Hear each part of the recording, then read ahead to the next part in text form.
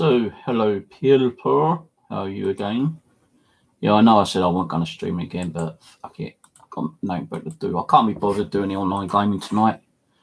And it's only 27 minutes past 12.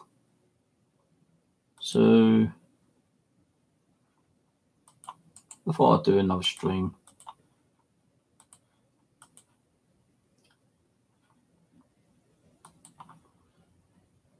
So I thought I'd do a little bit about the paranormal again.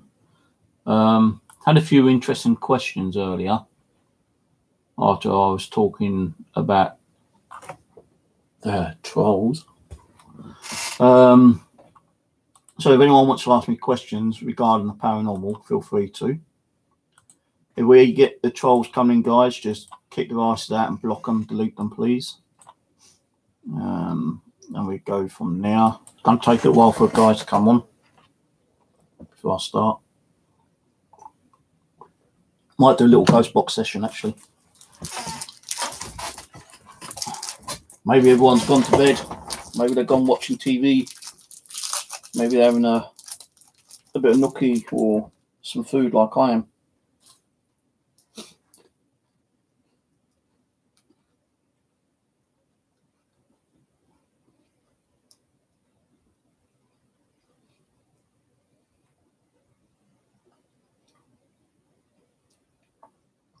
So yeah, I did say I wasn't going to do a stream tonight, but I am.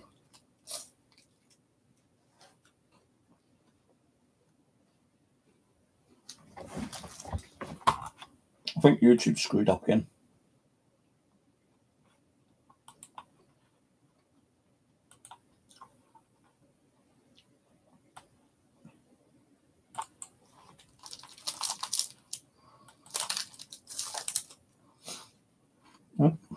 Oh shit, I don't want to edit it.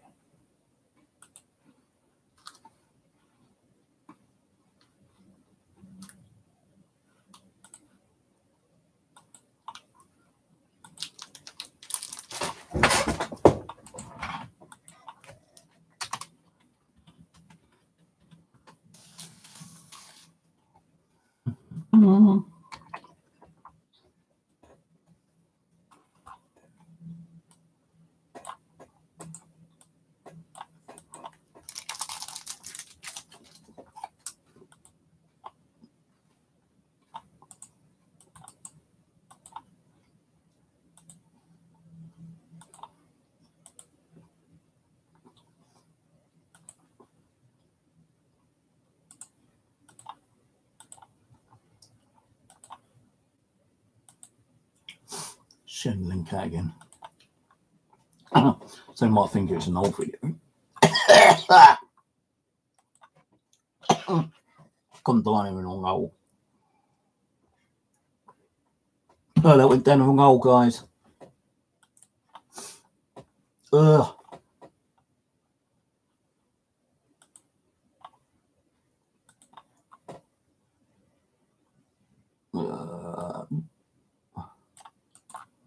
Paste.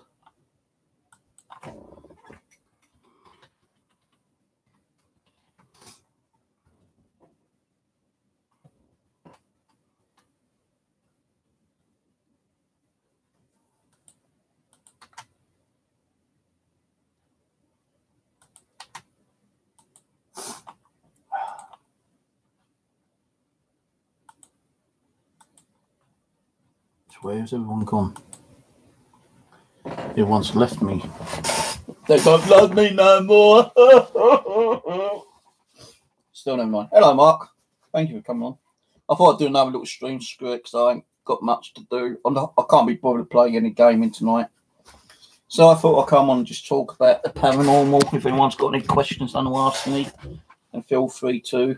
I'm open to any questions. I was asked quite a few questions earlier on the other channel, or on the other video, when I was regarding about the trolls.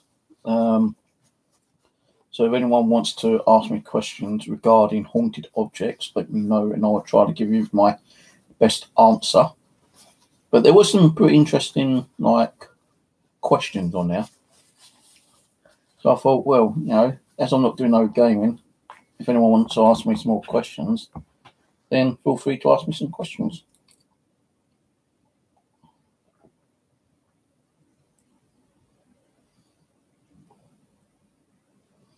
I'm afraid I haven't taken my fish for a walk lately. He got lost in the lake. I think the turtle must have snapped him away, because I've not been up there since then. Actually, to be honest with you, I would have went up there today if I'd woken up on time, but I didn't go to bed till 7 o'clock this morning, or 7:30.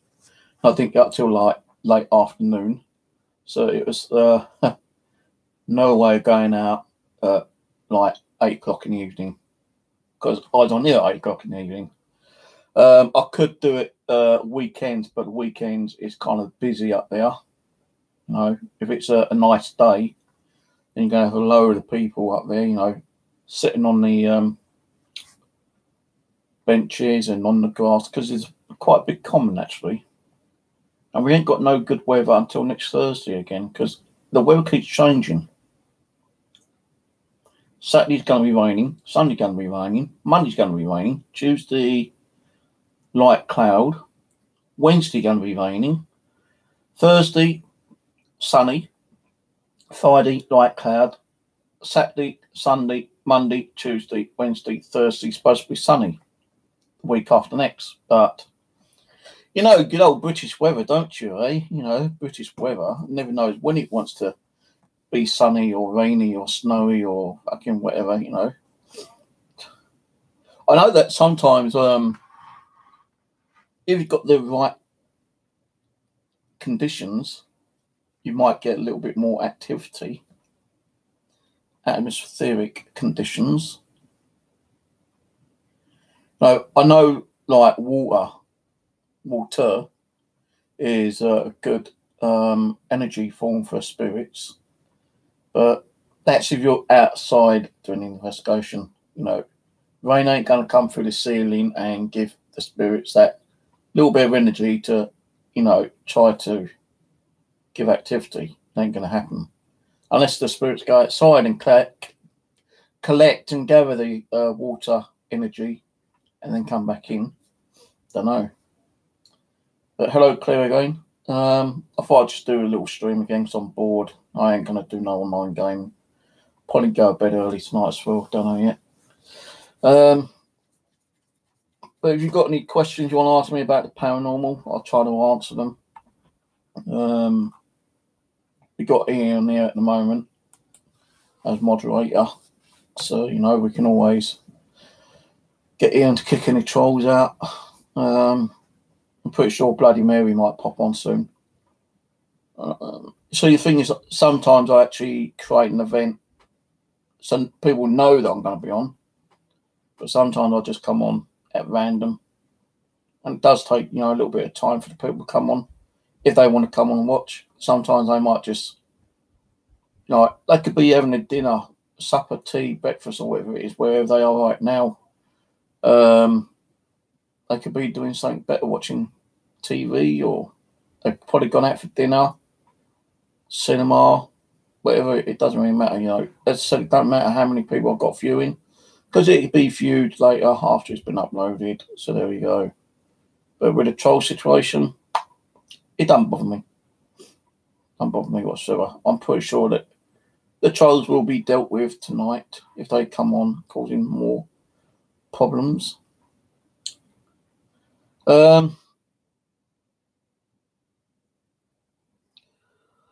It's actually raining outside right now, funny enough. I can see the rain on my DVR CCTV camera outside on the balcony. Anyway, let's try and think of some of the questions that was asked earlier. I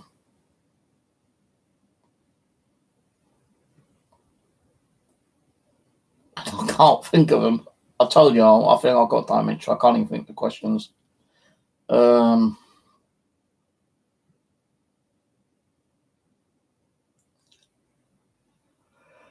Why do I think spirits use dolls to haunt? Well, if you look at a doll, it does look lifelike, don't it? Eh?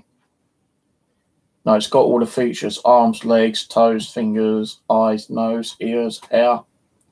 Sometimes a doll's smiling, sometimes a doll is like crying, sometimes a doll is like, doing other kind of like impressions on the face. So I suppose like the reason why a doll is more spiritually used as an attachment is because it's lifelike.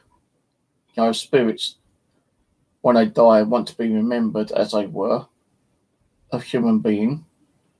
So they decide to attach themselves to mainly a doll if they've got one, but they can attach themselves to any kind of object. Hello, Eugenia. So, like, I think that's the reason why they attach themselves to a doll, to be honest with you. Because it's more of a lifelike object as someone that may have, was alive on this planet before they died. Now, how they use that doll, well, there's different reasons. They could use it because they want to let themselves be known that they're still around, in spirit form. They may use it because they want to try and manipulate in some way and make it move. Because, if you've got a doll, for instance, yeah. Let me go and get one. Hold on. I need to get another drink, but I've got no more drinks. I didn't go out shopping. So.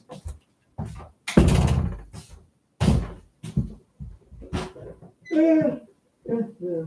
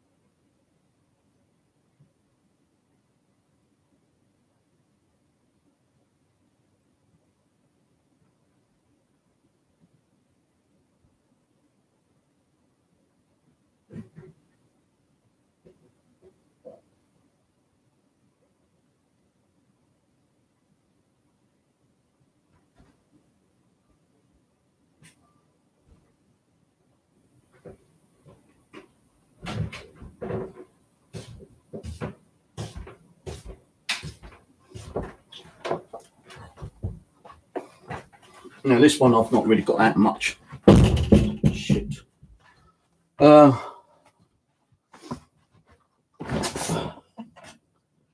So you can see this one here, okay? I've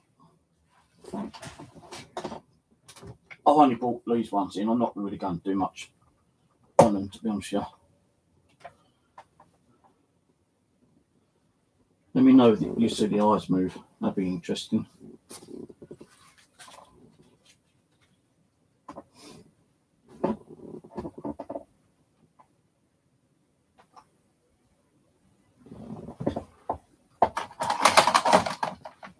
I've not really had much activity on this one, I don't think.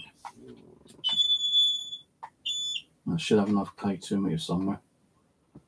Where it is, I do not know. Because it's in front of me, that's why. Right, so my opinion, to me that looked like possibly a lifelike doll, like a child doll, okay? So because it looks more lifelike, you are going to get a spirit possibly wanting to attach itself to a doll, okay? Now, why there's so many dolls out there which look more of a youngish kind of complex kind of doll, in complexion. Because if you go and do a Google search or an eBay search, most of the dolls look like, young child dolls. Because I suppose that's what they were actually made for children.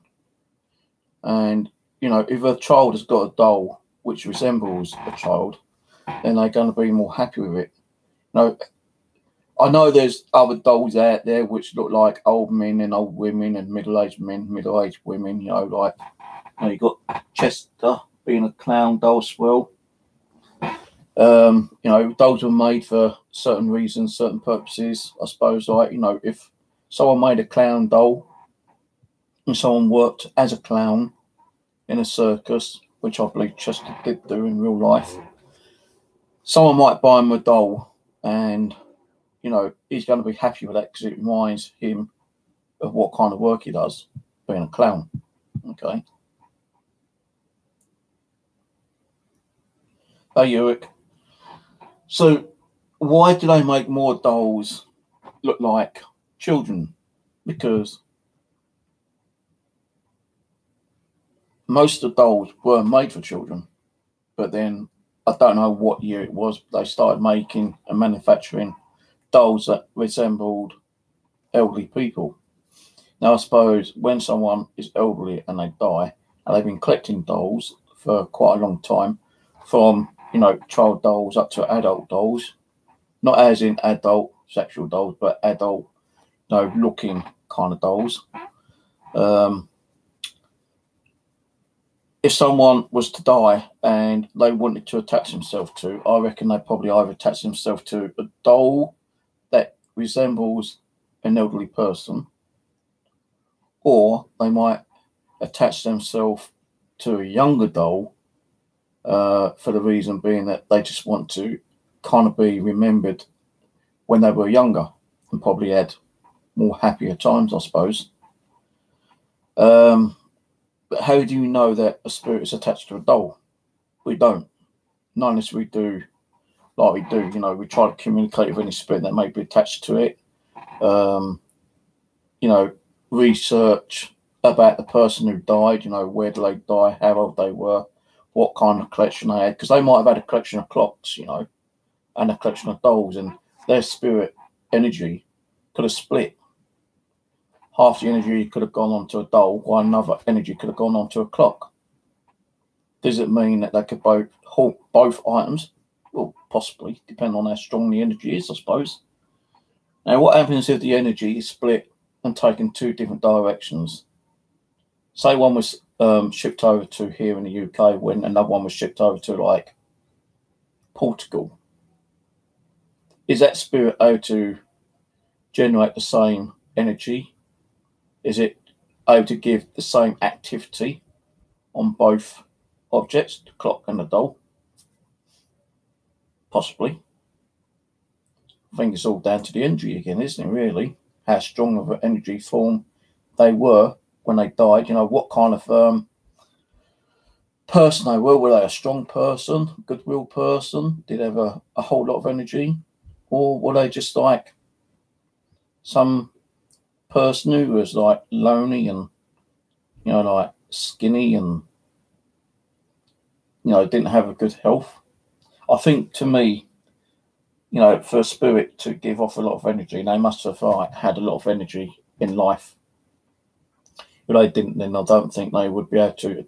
I'm not saying they can't attach themselves to an object, but they wouldn't have that amount of energy.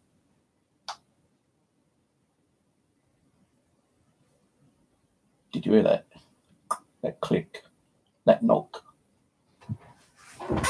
No, the cat is on the windowsill sleeping, so I don't think it was her. So if a spirit of a person has got, like, low energy, does that mean that they can still perform, like, activity? Can they knock, bang, rattle, shake things, move things? Can they knock on things? Can they make themselves be heard vocally, you know, like disembodied voices or what? We don't know. But I do believe that we're a very strong energy. They can do a lot more things than we expect them to do, if they want to. That's if they want to. If they don't, then they don't. If they do, they do.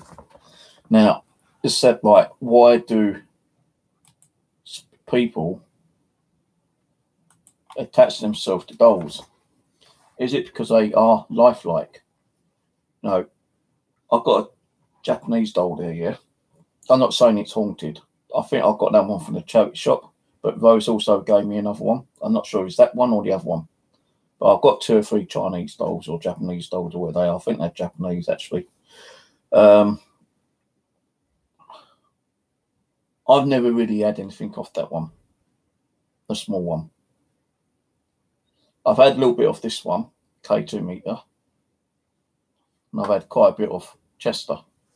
And yes, I remember his name correctly tonight.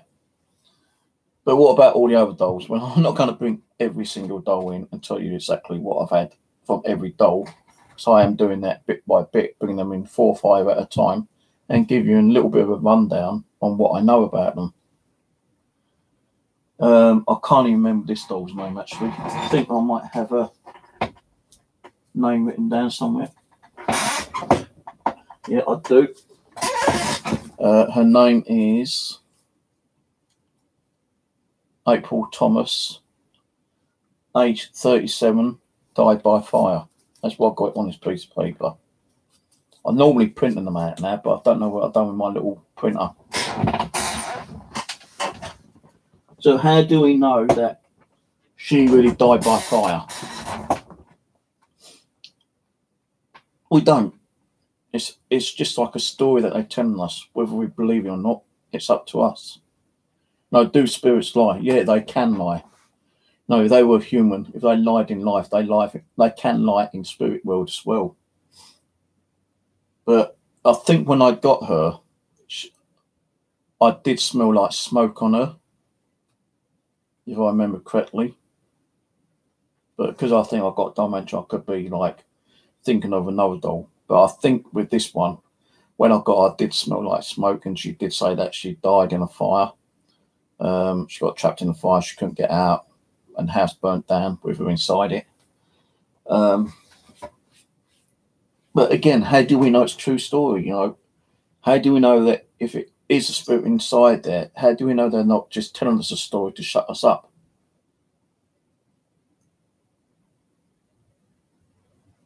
I know spirits can and will give you the sense of a smell if they want to. Like, you know, with Jenny, every time I pick her up, I'm getting that strong, musky violet smell. And when I've done a Ouija board, she said she liked violets. She loved violets. But why is it a musky smell? Because maybe for certain reasons that she didn't clean the house properly all the time. It was always damp and musky, you know, because like elderly people sometimes do live in rotten houses, you know, because they ain't been able to afford to get any like dampness sorted out.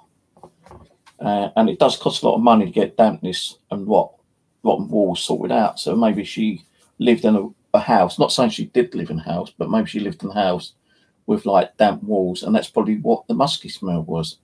And when she died, she put her spiritual energy onto the doll, and while doing it, you know, the smell of the musk, the rot, could have like got caught up with her and attached to the doll as well. Now, you know, Jenny's in the other room.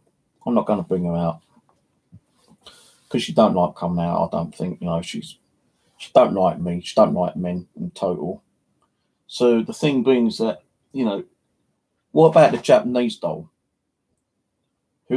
What do we know about the Japanese doll? I don't know nothing about the Japanese doll, apart from she might have given me a couple of K2 hits, but that's nothing to me. No, anything that could set off the K2 meter. Could have been the energy from another doll, you know, that was next to her that set it off. But, you know, being a different religion, different culture, does only Japanese spirits attach to that doll? Or can any spirit attach to that doll? Maybe someone who collected different types of dolls, different culture dolls. You know, whether being a small doll like this, a Japanese doll, a clown, you know, a voodoo doll, whatever. You know, they would probably attach themselves to mostly or mainly to the one they liked the most. Now, if there was one attached to that Japanese doll, it could have been that person's favourite doll. Could have been an English person, African person, Japanese, Chinese, Polish, whatever. I just had a smell. No, I just had cheese on toast for my dinner, but this ain't cheese on toast because my plate's outside. I just had a whiff of something right now. And I don't know what it is, and I've suddenly gone cold, and I was really sweating just now because I took my jumper off. And that's where I put my jumper. Now I'm feeling cold. And I just heard a moan like, ooh. Now that wasn't the cat because the cat's sleeping.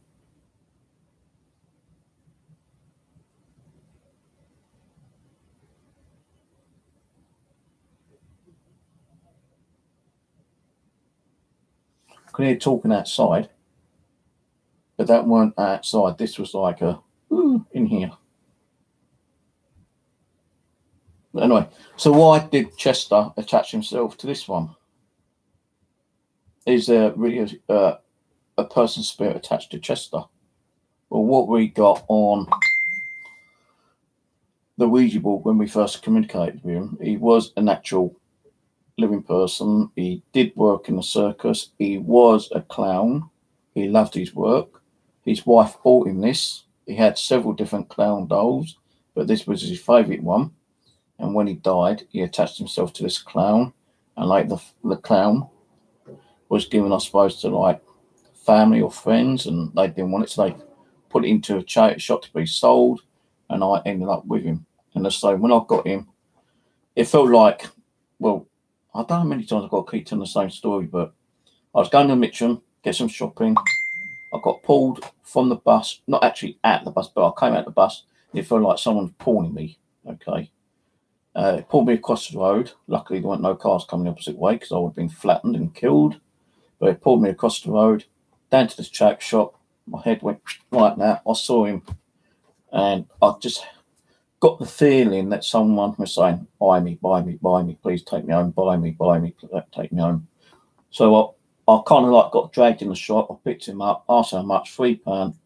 I gave him £3 without even arguing. I probably might have paid £10, £15 for him. It's just like something wanted me there to buy him there and then. And I have had some pretty good, interesting activity from Chester.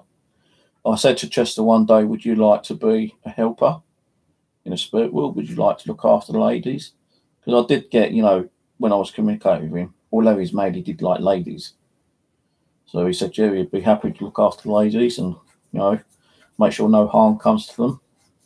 And I'm not saying that he's here all the time, but I do feel sometimes that he does, like disappear and come back. So like it's only with any spirits, they come and go as much as they like, really. Let me just read this chat message.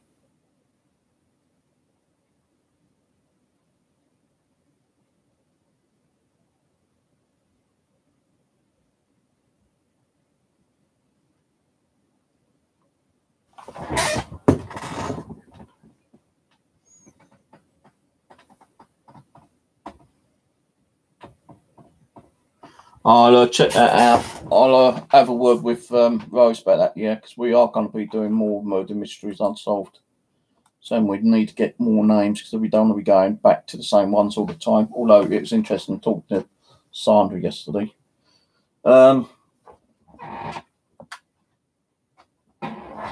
So,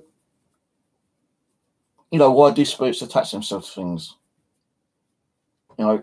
Let's say like a clock. Why did Christopher send me a clock? Because it was given to him in a settlement, like a will kind of thing, yeah. And since he had it, he was getting a lot of paranormal activity, and that's the Flying Scotsman who comes on here, or whatever his name is. And he swears that he was getting a lot of activity, like shadows, noises. I think he said he might have heard the odd voice or something. and he just wanted it out. He didn't feel comfortable with it being there. So he said, "Do you want it?" I said, "Yeah, I'll take it off you." No, I didn't have to pay anything for it. Didn't have to give him postage or something. I did, and he actually sent it to me. All right. Now he swears that he was getting activity all the time, but the day he sent it out, the day went into the postal system, all activity ceased in his home. He never had any more activity. We weren't getting those knocks, noises, weird feelings, shadows or whatever. It all stopped. When I got it, the clock wasn't working.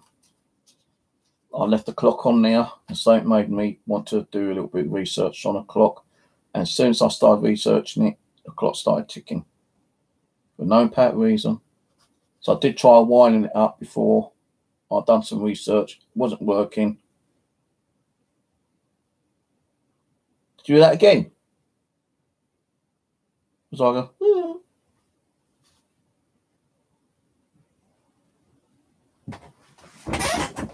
The cat is fast asleep, guys. It ain't the cat. Okay, so if you're around and you want to talk, feel free to talk. Well, now the cat's got up, so I've moved and probably disturbed her. Go and lay down. I'm not picking you up. Go and lay down because you're molting. I'm not on your hair all over me again. Go and sit down. Go on, scram. I'm not picking you up because you're molting. Amount of hair that I had to pull on my trousers the other day, I could have made a fucking cat rug probably. So, I keep getting fucking mistracked because of bloody animal now. But yeah, like I wound the clock up, it wasn't working. The spring had gone in it. So I thought I'd just do a little bit of research. And as soon as I started researching it, the clock started ticking. And I can't remember if I was actually doing a stream offline or online at the time.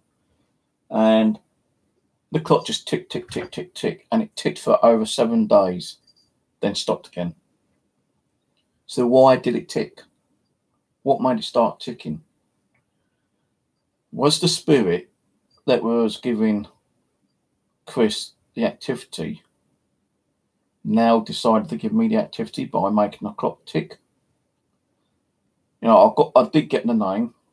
I told Chris, and I think he said it was his uncle or cousin or granddad or someone. Can't remember. So I think I got dementia, so I can't remember a lot of stuff. So I'm going to have to go to the doctors about this actually. So like, he was kind of like surprised on the information I told him, yeah. But he swears that, after he got rid of the clock, all activity stopped. And it has actually continued like it is now, and I've had that clock for about a year, I think. So why did the clock start ticking? Was it because there was a spirit attached to it and he was happy for me to do the research? And, because he was so happy and pleased, he made the clock work, although it shouldn't work. Possibility. Someone turned around and said, well, maybe the spring was too tightly wound up. It kind of just released itself. Well, that's a possibility. But, when I opened the clock up, the spring actually did look like, it had expanded quite a lot. And I showed you that the other night when I had the clock in here. So can, spirits make things work? Well, yeah, I believe so, because I've seen so many documentaries and TV programs where clocks have started working for no apparent reason, and they've not worked for years. There's one episode which I'm going to tell you quickly about. Not many people are going to like what I'm going to say, but the Horsefire Chronicles, when I was on that, I was talking about a clock that did not work, and suddenly, for some unknown reason, it started working. And the guy was going, well, you're fucking right there, Steve. How the hell did you know that? I said, I'm only giving you the information that I get from Abby. And I said a few other things, and he was like, wow, fucking hell, Steve, you're crazy. Now, I don't think he would have made it up. No, he wouldn't have done it to make me look, you know, a smart ass or something. You know, he was probably telling the truth because, you know, he's been on TV programs, documentaries, got books out. You know, he ain't going to make it look better so he can, like, try to make a bit more money on it. I don't know if he has actually made another book, actually, Horsefly Chronicles. I never kept up on it. But I did buy his book, started reading it, I put it down, never finished it. I don't even know where it is now, actually. But, you know, some of the stuff I told him, he reckoned was dead on the nail. So, you know, where people say, well, you know, you're just making this bullshit up. I'm not making it up. You know, I'm being told this through Abby, and Abby's telling me, okay? When I communicate with these dolls, you know, Abby's telling me most of the information, but sometimes I might be sitting there and I might get that little voice in my head. Like, she might start talking to me right now and give me a little bit more information on how she died and what kind of life she had. But that hasn't really happened over the last several months because, like, I've kind of, like, not ignored them, but kind of, like, left them well alone because of the drama shit that's been going on.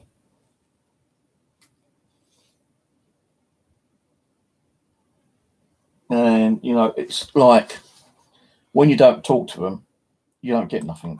Unless they are actually saying, well, like, you know, you need to come and talk to us, Steve, you know, we've got more information to tell you, then great. No, it's great, you know, that's like, okay, I'll get back and start communicating with you a bit more.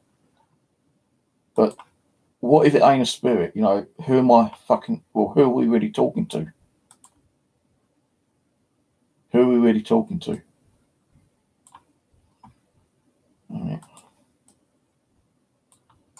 You know, we've got to be talking to someone intelligent. And that's what I think we are. We're talking to either a spirit or some kind of intelligent form that we don't know about.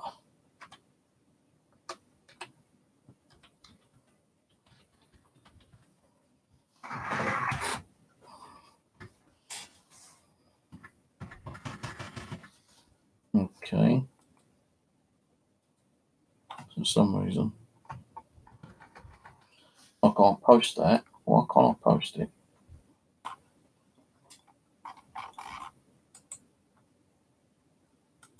Okay, okay. Damn it. What's happened to my YouTube? Oh, there it is. You know, the spirits don't even need to be attached to something. They can show themselves. Oh, that's why. Hang on.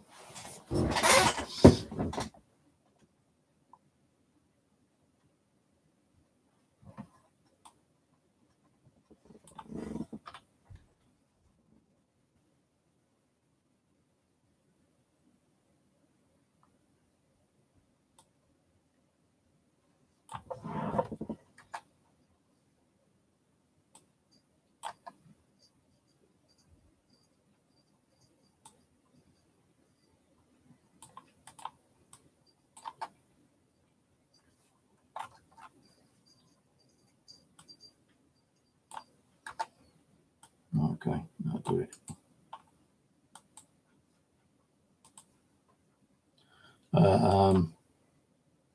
Hold on.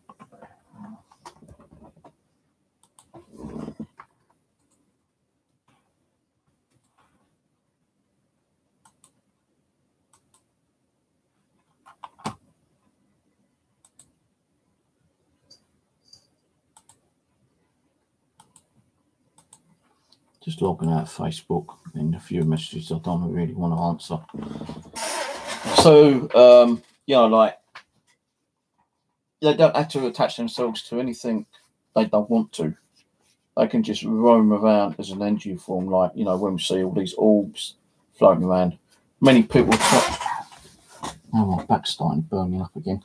Many people turn around and probably say, well, those orbs ain't orbs, you know, it's just dirt, dust, you know, could be a bug.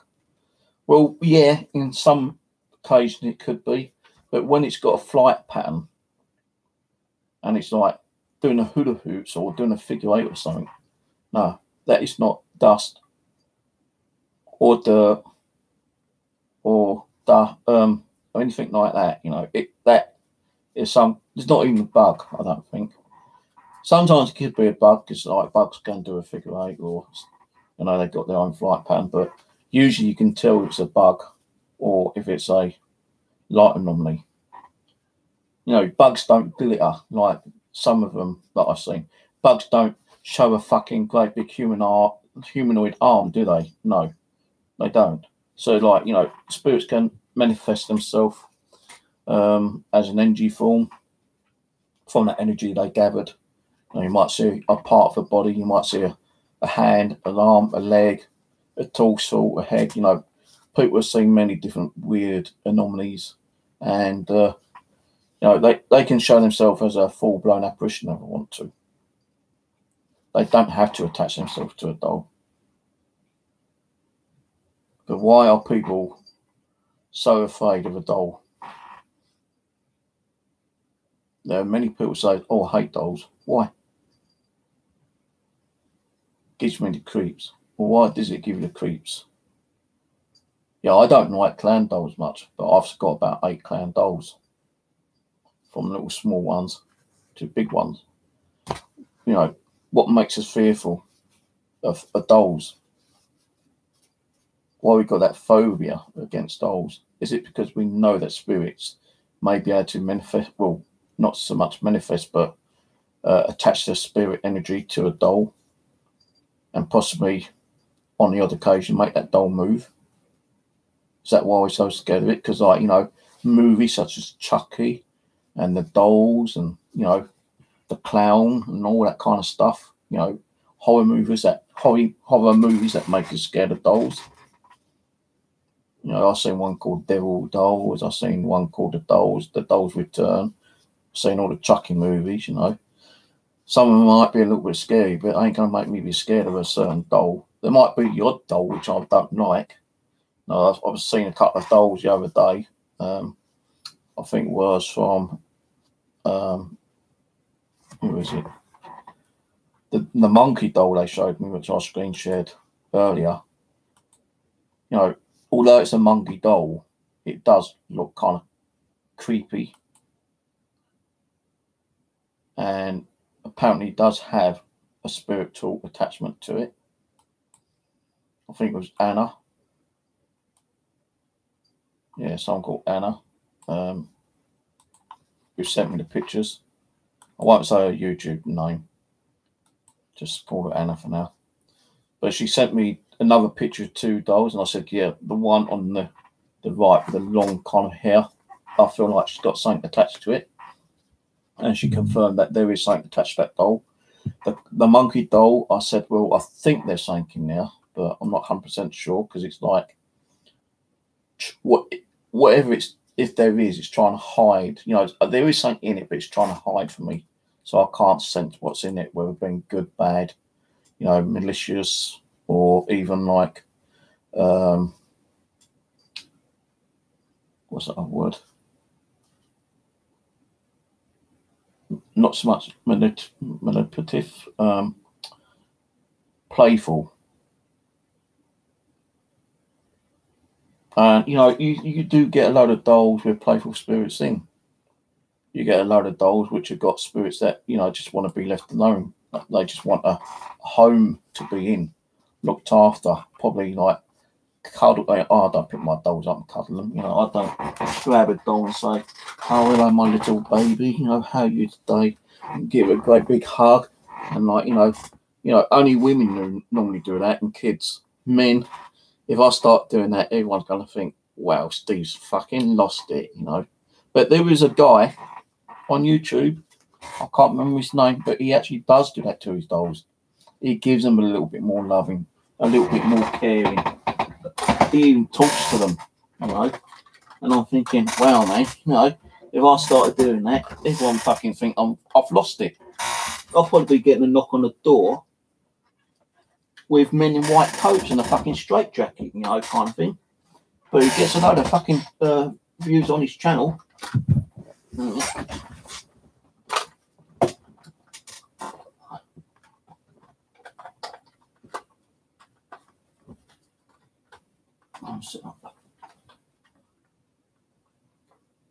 You know, but he does get a load of views on his channel, man.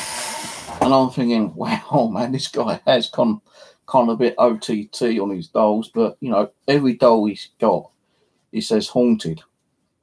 And he says everything about the doll, like, you know, where he got it from. He researches the doll, when it was made, how many were probably manufactured. He knows everything about the spirit inside the doll. And I'm thinking, Jesus, man, he must spend a lot of time on these dolls. I don't. Maybe I should, I don't know. But I can't be doing what he's doing. I can't be sitting there hugging a doll and having the doll on my lap and, like, you know, shaking it with my knee. You know, I can't do that. And people will turn around and say, if you communicate with your doll a lot more, then maybe you get a lot more activity. Maybe so. But I don't want to be doing that and making myself look like a right fucking dickweed, you know. Because, you know, some of you probably think, Steve's lost it. I ain't going to watch him anymore. But it might draw more attention. And it might, you know, get more subscribers and viewers. I don't know. But I'm happy in what I'm doing with them at the moment. I do each board. I get whatever information I can off them. Sometimes might be a limited amount. And they say, look, you know, I don't want to tell you much, but maybe, you know, once we get to know you, Abby will tell you and we can do another session and I'll tell you more about myself. That's okay. But sometimes they just want to give me the name, the age, where they come from, possibly how they died, if they were married, had kids, and that's it. That's all they're willing to give me sometimes. Sometimes they'll go into depth, telling me exactly how they was murdered and where their bodies left, you know, and if their body was found, if they were able to find the murderer, you know, or whatever, or how long it was before they found their, you know, their body in their home, because they could have died from natural causes and they were lonely and they had no friends or anything. It's probably because, like, you know, the smell that was roaming from, like, their flesh rotting, and it was roaming around, and, like, you know, next door neighbour was smelling it and they called the fire brigade or the police, and they've gone in and bashed the door down and found some poor woman dead on the floor where she's died natural causes, and she's got dolls in her room, and maybe a spirit attached herself to one of the dolls, and that's why we communicate with them, because they got things that they need to finish off, you know. They need to tell us a little bit more about themselves, I suppose, because no one else cared when I was getting old. Like, you know, when you do get old, you know, not many people really care about you. You know, your family don't sometimes care about you. And this is what I don't understand. Even if they do care about you, when you die, they bury you. They may come to your funeral and visit you 1 or 2 times, and after that, you know, you're forgotten about.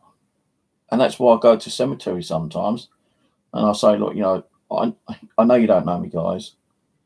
You know, you may think I'm a crazy kook or something, yeah, but, you know, my dad died, you know. Yeah, I've got some of his ashes in my home, but I find, like, a cemetery is, like, nice, quiet, and peaceful. You know, to go with your thoughts. You ain't got no traffic, got no kids screaming, got no one banging on the wall, you got no one doing decorating or house renovations. You know, a cemetery is nice and quiet. And, you know, if it's okay for you, I want to come in here and walk around and maybe talk to some of you. If you've got something you want to talk to me about, talk to me on the ghost box, you know. And I explain to them how to run the ghost box. I'll tell them how to do an EVP. And, you know, normally I don't get let down. I always get, like, a name, or someone might say hello. I've had thank you. I've even had one spirit say go away. I've had one spirit say fuck off in a cemetery. But, you know, as long as you're not there, you know, causing trouble, and you're not, like, you know, stealing stuff from a grave, you know, like flowers or, like, you know, anything that someone's left there, jewelry or toys or anything like that, you're not desecrating the grave, you know, I'm pretty sure that they'd be okay with you being there. And that's why I've done a lot of cemeteries in the past. I've even been back to cemeteries, you know, a dozen times because I liked it there, and I've got EVPs. So there are different ways, you know, you can communicate with spirits. I'm sorry I've not been reading chat. Did the Chucky doll movie start the... Don't know. don't forget there used to be a lot more. Let me do something. Hang on. Hang on.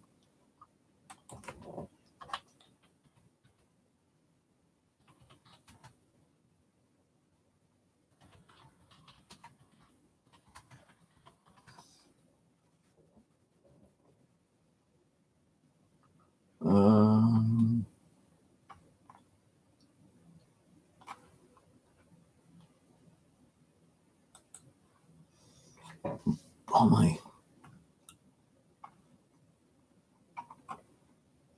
Well, I say, like, you know, the number one movie with haunted dolls is Chucky. I'm just looking on a Google search at the moment.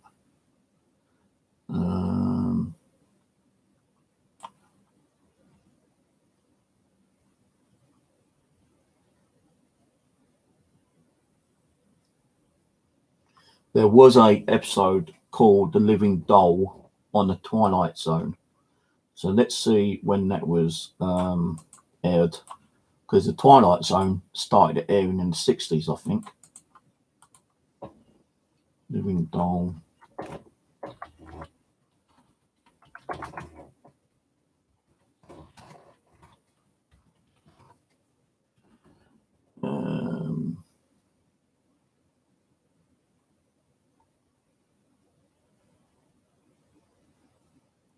Twilight Zone Series 5, Episode 6. But it don't tell you when it was aired. They got one called My Name is Talkie, Tina. That's a haunted doll.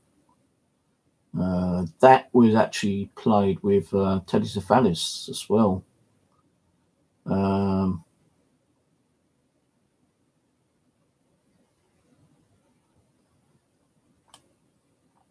Living Doll, let's see. Oh, 1963. The Living Doll, 1963. There you go. Living Doll.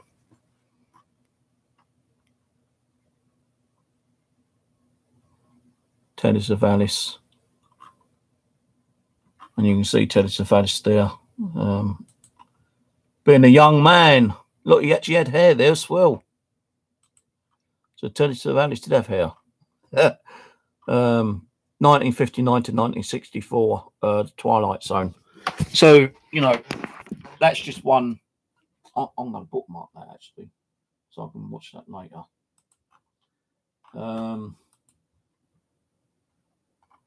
15 scariest movie dolls ever.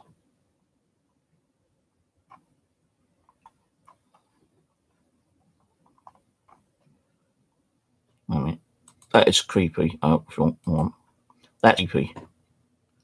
That's called Death Doll. Then you got The Boy, 2016. I've seen that one, and I didn't really go much on that, to be honest with you. Dolly Dearest. Oh, she looks evil. 1991.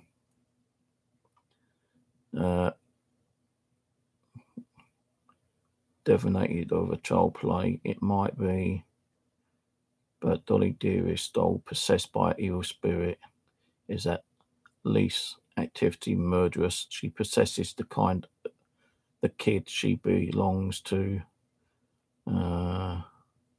and tries to off her mum before the entire factory full for demon dolls got to work. I don't know. Dead Silence, 2017. Wow, Demonic Toys. I've seen that. That scared the shit out of me. I did not like that one. Night of the Dead, 1945. So that's like even earlier than The Twilight Zone is. Then you got Dolls, 1987. That looks fucking freaky. Saw. We all know about Saw. Trilogy of Terror. Jesus, that is evil looking as well. Just fancy having some of these dolls in your collection. The Conjuring, 2013. Child's Play, 1988. Pin, 1988. Poltergeist, 1982. Oh, that doll's actually ripping someone's flesh out. Puppet Master. magic, and these are transfigured crystal. So there's some really creepy ass dolls, you know, like, when was it, the earliest one, did I say 48 or 68?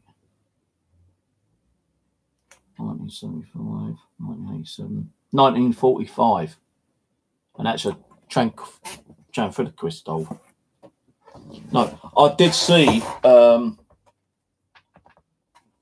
on someone's YouTube channel who does, you know, like, he sells stuff on eBay. He's in America. He does. He goes to thrift stores and like outdoor markets and buys and sells. And I saw like a couple of like transfigured crystals there.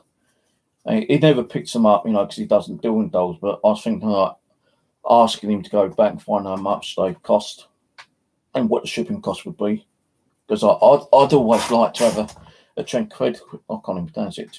Transfigured crystal. Can't even pronounce it. Transfigured crystal. That'd be interesting to have in my collection. Not a small one or a big one. Then you got the puppet ones. You know, they're kind of crazy as well. They're supposed to like can have very dark demonic spirits attached to them. Night of the Sweet Doll. I've not heard of that one. Teletina 2-minute Twilight. Yeah, that's the one with Telecephalus, I believe. So like, you know, what is it with dolls? Why did people start buying dolls? Is it because of the TV programs, you know, that brought them out? But the thing is, you've got to realise that haunted dolls have been going back, you know, centuries, apparently. You know, that's probably why they started bringing out TV programs regarding the haunting dolls. And don't forget, guys, you like the channel, you know, thumbs me up. If you don't, then thumbs me down. It doesn't bother me. If you ain't subscribe to me for future channel events. You know, hit that little bell, by the way, as well. And, you know, I'll be grateful if you do that. You know, I did get 32 thumbs down and like 27 thumbs up the other day because we had troll, but I ain't worried about it. But if you like the channel, thumb it up. If you don't, then thumb it down. No nasty comments because my moderators will kick your asses out. So be careful on what you say and do. But yeah, like haunted dolls could have gone back hundreds of years ago, you know. Victorian times, you know, they had dolls in the medieval times. You know, how do we know there ain't no hidden medieval dolls somewhere, you know, locked away in the vault, which is, you know, purely active and possibly evil? We don't, you know. There might be someone out there who's got a collection of dolls going back all those hundreds of years. No, they've even found dolls in the pyramids, don't forget. And they are cursed dolls. So you're talking, you know, centuries old, 2,000 years old. Now, you know, a curse is probably different to well, not a possession, but a spirit attached to it. But it's still like some kind of like spiritual thing that's been put on that doll, isn't it? That's a car outside, by the way. So why, you know, why do spirits attach themselves to dolls? Is it because it is like a lifelike thing? Now, I suppose in the caveman times, they probably make little dolls, stick figures. You know, people still make stick figure dolls when they're doing like conjuring and black magic, you know. Like, what's that movie called? The Blair Witch, you know. They make like figures of dolls with sticks. They put a curse on it. Fancy going out in the woods one day and you find one of them hanging on a tree. You think, oh, that looks cute, you know. I'll take it home, put it in my doll collection. And when you get home, you know, a night or two later, all hell breaks loose. You get, you know, all these fucking shadows flying around. You get like cackling old witch laughing, you know, things being thrown at you, lights flashing on and off, you know. If that happened to me, right, I'll probably be kicked out of the property. So I've got to be careful in what I do here, for one thing, yeah. But, you know, that don't mean that because I'm a paranormal investigator, I've conjured something up. I could just be a normal person, go out, buy something, bring it home, and all hell could just break loose. It's not my fault. And if anything ever did happen, you know, I'd try to get it sorted out as soon as I could. I'd probably go around the fucking local church and say, look, you know, I believe I've got something crazy going on here. Can you come and do a house blessing? I could do it myself, but, you know, how do I know that I won't fuck it up and make it worse? I'd rather get a priest around here, get a house blessing done, and hopefully it like clean the negativity. And if you don't, then I'm fucked on in one way. And the neighbours will probably complain there's, you know, disturbing their rest, their sleep.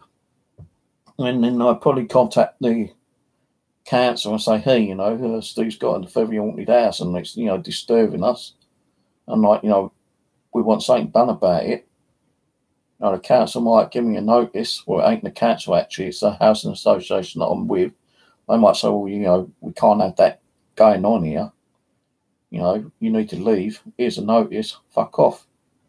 Now, when I was in temporary accommodation over at Hall Place, and Hall Place is haunted, that's why I was happy to be there. I think that was like something that needed to be done. Because when I got separated from my wife, yeah, the landlord evicted me, and I didn't know where to go. So the council put me into Croydon Court Hotel. And I was there for a while, and I was doing like, you know, local cemeteries. Now I found over one at Fulton Heath, and I can't remember if it's the first time I went or the second time, but I broke my leg. Now I didn't know it was broken. It's just giving me a lot of pain. I went to the doctors, and he said, "Oh, maybe it could be a bruise or slight sprain. Go to the hospital." Went to the hospital. They X-rayed my knee, and they said, "Nothing wrong with it. Just take some medication. Pain will go away in a couple of days." No, it didn't. It gave me so much fucking hell. I was still walking on my knee, on my leg, for like 3 or 4 weeks. I was in so much pain I couldn't go out some of the times. But I still tried to do a little bit of ghost hunting in the room I was in. And I got back to the doctors. I told them, look, I can't deal with this, you know. I got a letter from the hospital saying that I can go back for another x-ray, but it's like 2 months away. So we'll give it a little bit more time, you know, maybe it's just like taking time for it to like heal up or whatever, you know. You will get pain. So I waited, and, you know, I still had a month left with the letter. I couldn't deal with it. So I went to the hospital. It took me about half hour, 45 minutes to get to the hospital when it's just across the road. 5-minute walk. But it took me 3/4 an hour to get there. I got into the office. I showed them the letter. They said, right, sit down. Doctor will be out with you soon. I'm waiting there in pain. A phone went in the reception, and the nurse goes, "Oh, I'm sorry, you're a month late, a month early. We can't see you. You've got to come back in a month." I said, "I can't. I'm in too much pain." The doctor told me to come over and see if you can see me now. Well, sorry, like, you know, it says a month, so you'd have to like wait another month. I practically near enough begged them. They said, "No, you know, we can't see you until that day." So I was just about going to get up. Then the phone rang again, and the doctor said, "Okay, look, we've got time, you know, we'll see him." So the doctor came out. He asked me what's going on. He goes, "All right, we'll take you down for an x-ray." He x-rayed my leg. He goes, "We were just waiting for the results. I won't be able to tell you the results, you know, another doctor come and see you and tell you what's going on." So while I was waiting for another doctor to come, I was just sitting there, you know, in pain still. I was waiting for about an hour. Another doctor calls me. He comes up, because I was actually in one of those like wheelchairs at the time because I couldn't walk. And he comes up to me and goes, "Right, we got the results, and we got some good news and got some bad news. The good news is we know exactly what's wrong with your leg now. The bad news is that you got a broken tibia." And he goes, and you've been walking on this for how long? I said, nearly 2 months. He goes, I don't know, you could have done it. He goes, I don't even know how and why they x-rayed your knee last time. So it's not your knee, it's your tibia. So I said, so it's definitely broken. He goes, yeah. So I said, well, what happens now? He goes, well, we're going to take you down and get a plaster on your leg. So they stuck a plaster on my leg. They gave me a pair of fucking children's walking sticks. And I had to go back to the hospital about a week later because it's making my back hurt. So I was leaning over too much. And I eventually did get a proper pair of walking sticks. But yeah, broken leg that I've been walking on for nearly a month and a half.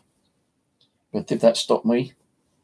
No. As soon as I knew I had a broken leg, and I had proof I had a broken leg, I rang up the council and I said, look, I've got a broken leg. I can't walk up and down the stairs. You need to move me.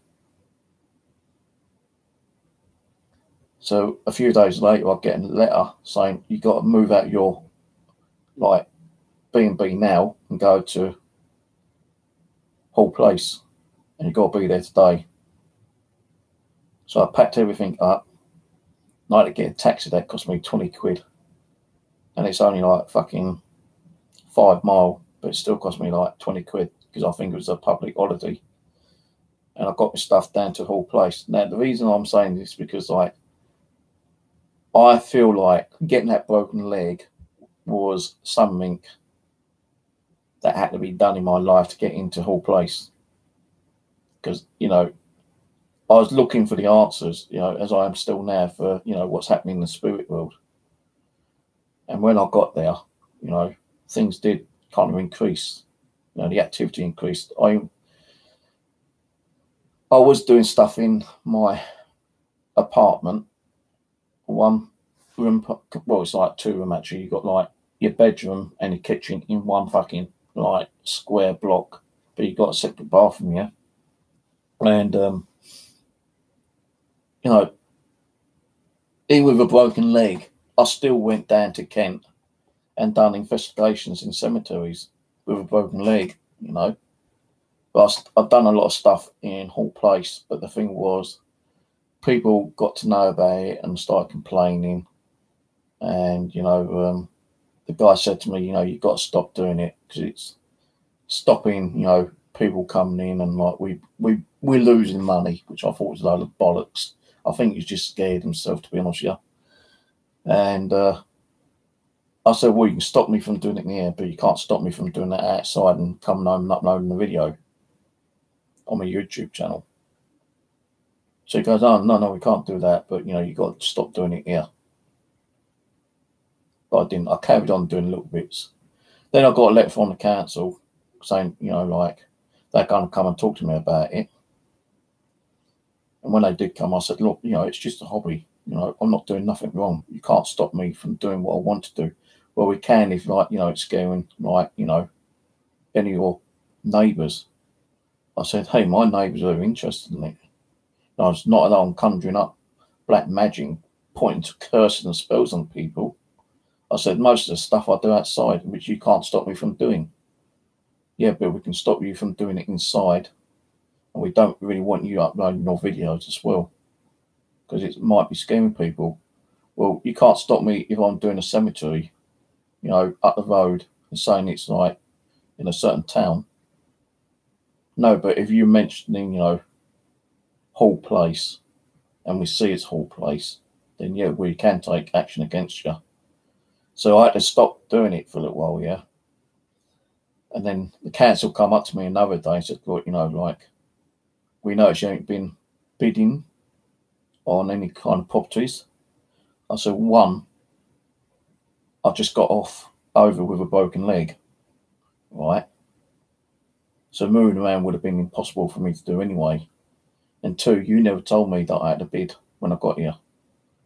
So she goes, well, you've got to start bidding for a property right now.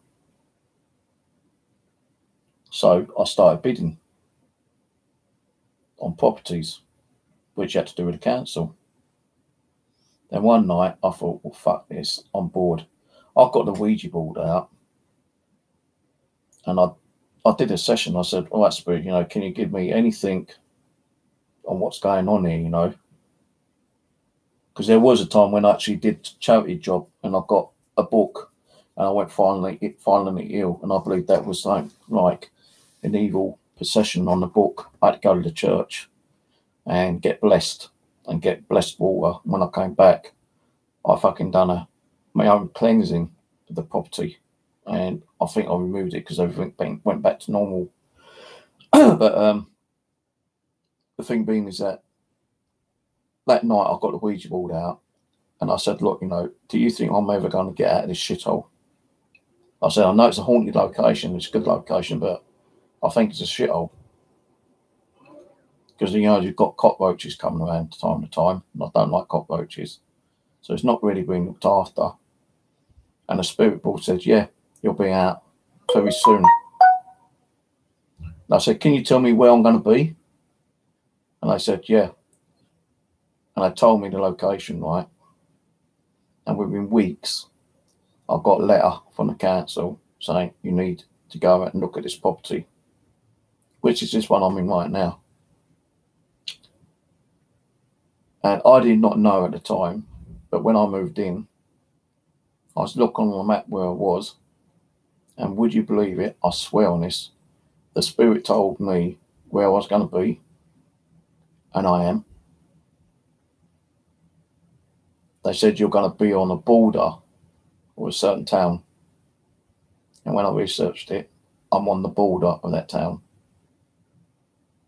So something told me that, what was going to happen, and it happened. But I believe that spirits can't really tell you too much because it's like life-changing and it's against their rules and regulations, I suppose, in the spirit world. But, I believe I do speak to real, truthful spirits sometimes, whether being on the dial, a clock, jewelry, whatever.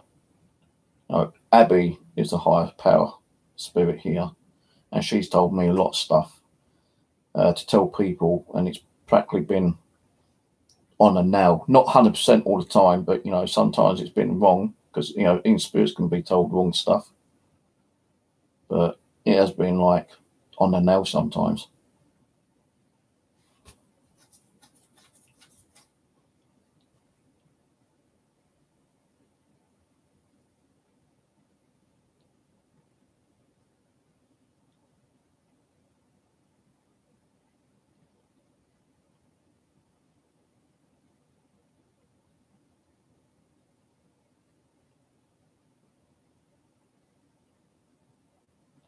I'm just reading what Ulrich's reading, saying. Sorry, I'm not reading chat, as you know. Solomon operations respect the truth. These people, therefore, is good. Their weight are poor and have been closed to total misery, Steve. So we know how it feels.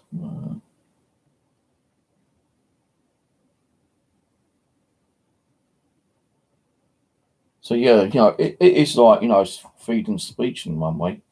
Like we've got the right to do whatever we want. We can talk about whatever we want, and I suppose we can communicate whatever we want, whether it be a spirit, some fucking like alien, if there really are aliens out there, which I believe that there possibly is. So I don't think with the technology we got now, we learned within like the last 100 years. So within the last 50 years, look at the technology now. 50 years ago we had like a 4-channel black and white poxed up TV. Now look, we've got fucking 50-inch TVs, bigger than that, with 3 view, multi-channels, I can't believe that, we learned that all by ourselves, by scientists. Some of it, yeah, but not all of it. I reckon we are being visited by at different parts of like alien species, and we are given technology, and we're learning from the technology. And some of that technology is helping us communicate with, the spirit, the afterlife. Now, how do we know that aliens, whether little green men, or lizard creatures or whatever, how do we know that they don't try to communicate with their spirit world on their own planet? We don't. If they do, then good luck to them. For all we know, one of the spirits could be a fucking lizard man attached to one of the dolls, and we're talking to some kind of like fucking alien life form for all we know. But, I'm not getting anything on the K2 meters. I know I wasn't expecting it, to be honest with you. But, if it does go off, it goes off. If it don't, it don't. As I said, like, spirits do get tired of communicating with you. Eventually, they just want to be left alone and get on with whatever they do. They may stay attached to the doll. They may decide to release themselves from the doll and move on across to the other side, kind of thing, or go back to where they came from. Maybe their house is like been pulled down, renovated, or a new house has been built onto it. Don't know. It doesn't mean like, they're going to be stuck there, eternity. If they want to move on, they can move on. I think what they do is they attach themselves to something in hope that they can communicate with you, just to pass on the last message, the last few words or something, just say goodbye, because they had no one to say goodbye to. Maybe they need help to cross over. I've crossed over many spirits. I now let that, I asked Tina and Abby to do that now, but if they ask me to help a spirit cross over, I'll do it on a live stream or something, yeah? But if they're not ready to go, they won't go. If they are, then I get asked to help and cross over. And I did do a lot crossing over a few years ago. But now I ain't doing as much because I'm not getting that spiritual communication like I did, a couple of years ago. And the reason why I don't get that is because with all the drama shit that's been occurring lately and over the last few years, maybe I should do more stuff offline, record it, and upload it afterwards, which I'm thinking of doing. It don't mean that I've stopped doing stuff on my channel. I still do stuff. But, why should I be beaten down and told to get off YouTube by these stupid trolls, these haters, because they don't like what I do, because they're jealous of what I do, the abilities I have, the equipment, the dolls. Maybe they're jealous because I've got so many dolls. Maybe they're jealous because I got a lot of equipment. Maybe they're jealous because I have certain abilities. It could be anything. Maybe they just don't like me, period, hate me, but they like, the stuff I have got. It's nothing to do with the dolls or the equipment. They just hate me for the person I am. Could be that. Do I give a shit? No. And as I said last night, I don't give a shit what people say and think about me. It's not going to get me off YouTube. If I do go offline, you won't be indefinite. It's because I'm not well, or I need to have a little break, or I've decided to move on and do something else for a little while and come back to the paranormal a bit later. We're not going to get paranormal 24/7, 365 days a week, are we? It's not going to happen. Not even the most haunted locations get that. Spirits got to recoup their energy just like they were when they're alive. When you're spending a lot of time, when you're talking, you're spending that, you're giving that energy. If a spirit's been talking to us for an hour, how much time did that energy take them to gather to talk to us for an hour? It could have taken weeks, months. They might have had to get energy from other spirits to do that. But what I don't understand is if you've got a house that is, been known to be very haunted, and you've got poltergeist activity, where are they getting that energy from? I know part of it's from us because we're given that fear and they thrive off the fear. That's their number one energy. even documentaries said fear is their number one. So what other kind of energies do they need? Or they can use electronics, electric light, anything that powers electricity. You got the rain. You got possibly like lightning, it's thunder and lightning. You got that as well. You got that atmospherics. You got the different types of temperature. Another good one is like water. If you live near a river, and it's known to mean like something where a lot of people have been found dead, either murdered or suicide, or they found themselves in because they can't deal with shit anymore. There's plenty of energy flowing through there, which they're building up. How about graveyard cemeteries? Well, if you've got like 500 dead people in there, and you've got 500 spirits, I'm pretty sure they can build up enough energy to allow one spirit to come and go boo to you.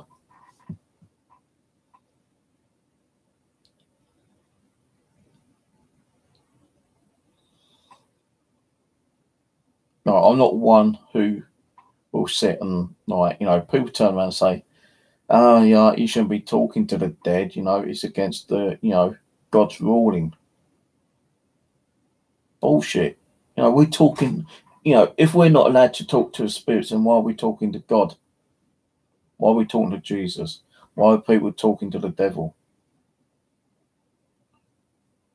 That's what I don't understand. Oh, God wills it that you are not allowed to talk to the dead. But in another part of the book, it says talk to your spiritual, whatever it is, kind of thing. So it's like the books are conflicting each other. And I don't really go into the Bible that much. I'll read some of chapters out, verses for protection, yeah. And maybe the odd verse to try to do a house cleansing.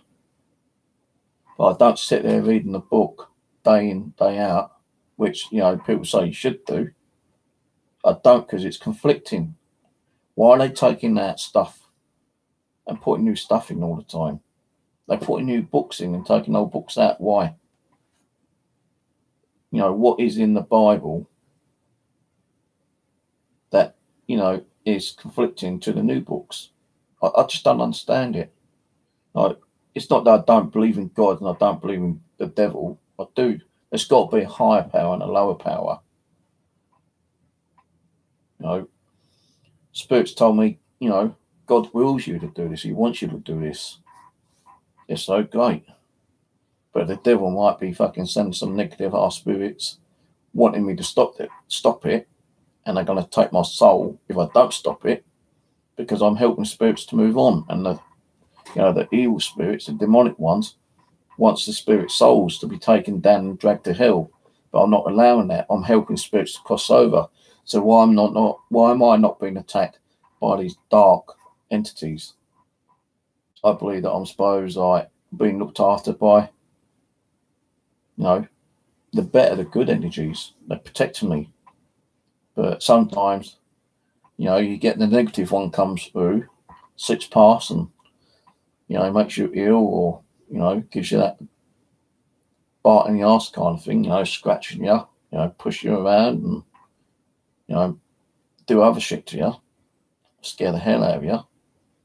But I do believe that, I have got good spirits here that try to protect me whenever they can. Believe it or not, it's up to you. We've all got good spirits. We've all got bad spirits. But I can't give out that fear what they require if they're not strong enough to, make me scared. They might turn around and say, well, we manifest in front of you, it'll scare you, and you might stop doing the paranormal. Well, that's the possibility here. But if I see someone and it's a nice little old lady and she's just standing there waving, then I'll probably think, wow, that's fucking crazy. Who the hell was that? And I'll try to communicate and find out who she is and why she's here. Yeah, it'd be scary seeing something like that, but as long as it's not someone with half their face ripped open, blood goods and that, you know, fucking maggots and worms pouring out of the body. That's the thing I don't want to see. But it may happen. You don't know. No, you have weird dreams like that. So seeing it in, like, you know, spiritual form, no, be scary as fuck, yeah, but, you know, at least you can turn around and say I've seen it. If you actually get it on video, that's even more crazy, but I don't think spirits like to be seen on video that much. Sometimes they might get caught out, but, you know, when you're getting like K2 hits, millimeter hits and stuff like that, you know, although that may be classed as like evidence, some people will turn around and say, well, that ain't real evidence. You know, the real evidence is seeing a ghost live on camera. And that's like winning fucking, like, the lottery.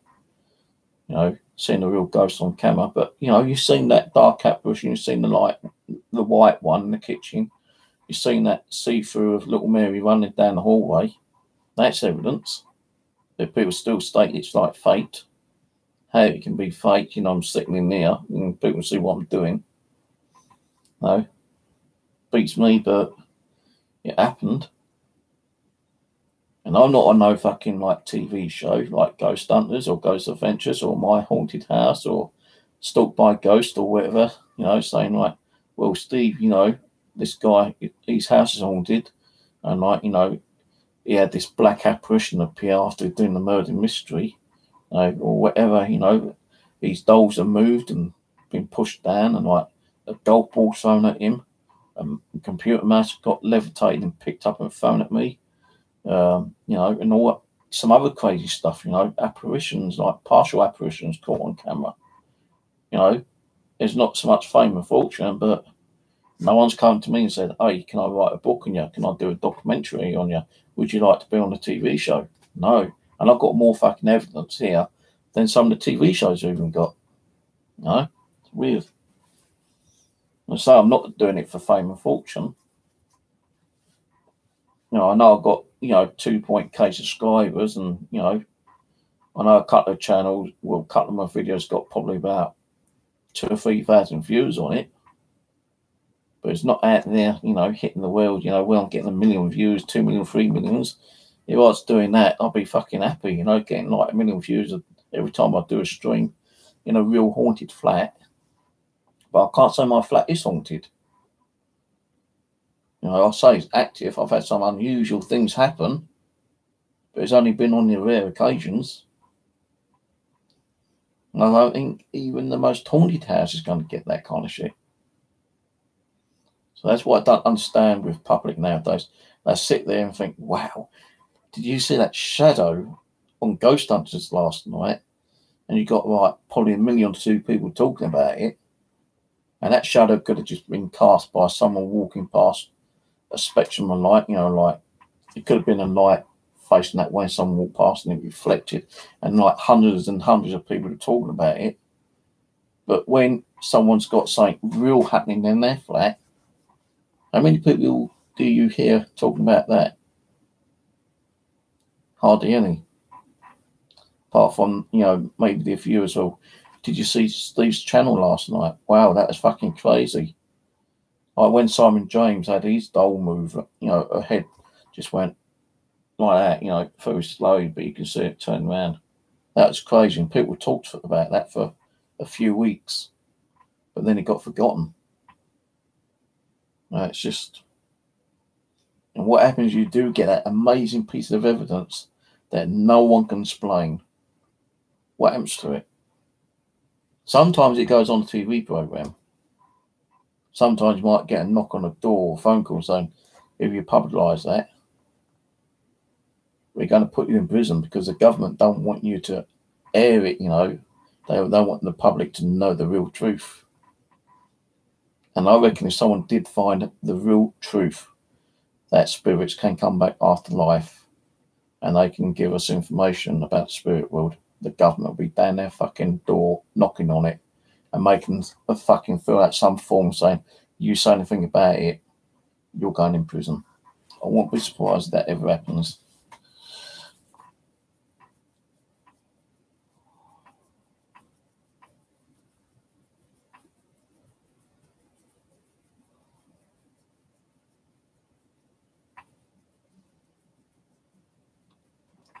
So I don't know like anything about shamans and witches and stuff like that, apart from what Rose said. She showed me one of the dolls yesterday. She said, she may become your way. I said, well, that looks nice, you know.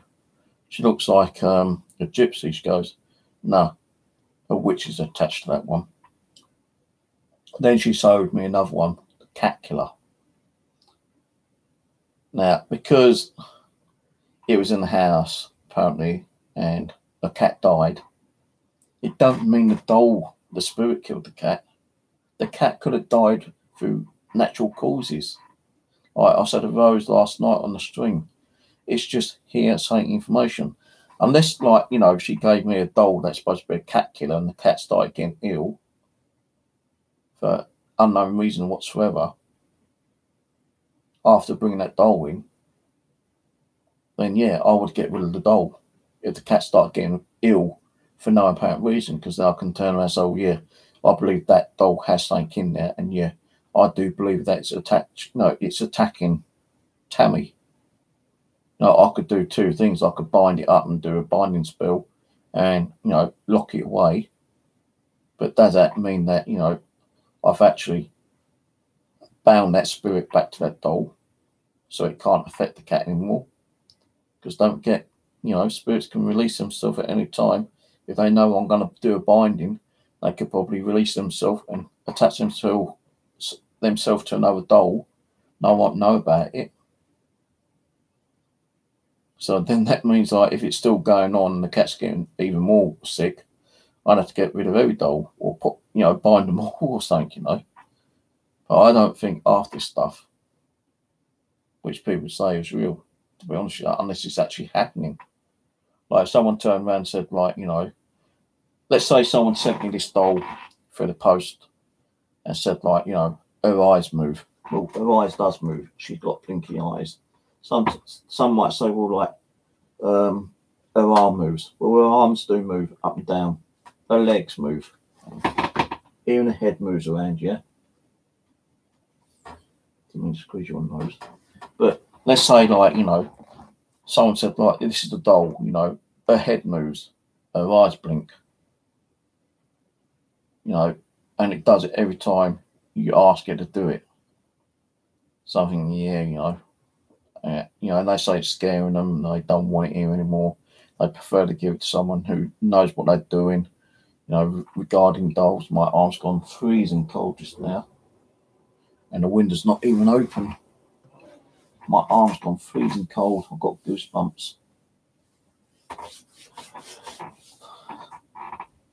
So, you know, say, like, you know, her eyes move, you know, like her head moves sometimes, you know, slightly side to side, and I might lift up, yeah, you know, and it's scaring them.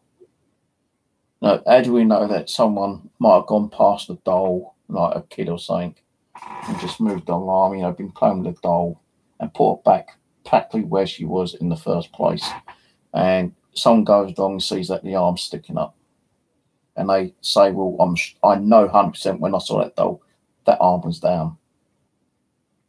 So unless they can actually ask anyone who else is in the house and try to debunk it, then, you know, there's no proof really. But even if they can't prove it or not yet, and they say, look, I want it at my house. No, I don't want this activity going on. Can I send it to you? Yeah, okay, send it to me. I'll get the doll. I'll do a session with it, you know, AVP, ghost box, Ouija board. Try to communicate what's inside. If I get anything, I'll get something. If I don't, I don't. But when I sit here with a camera on it 24/7,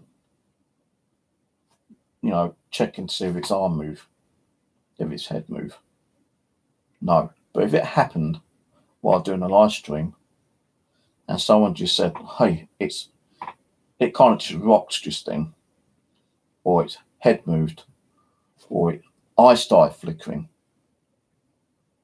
Well, is that pure evidence? Maybe it could be evidence. Maybe, well, you know, because I didn't see it, but you saw it, and I had to play back the video to see it, and I see the eyes move, then yeah, okay, maybe that's activity.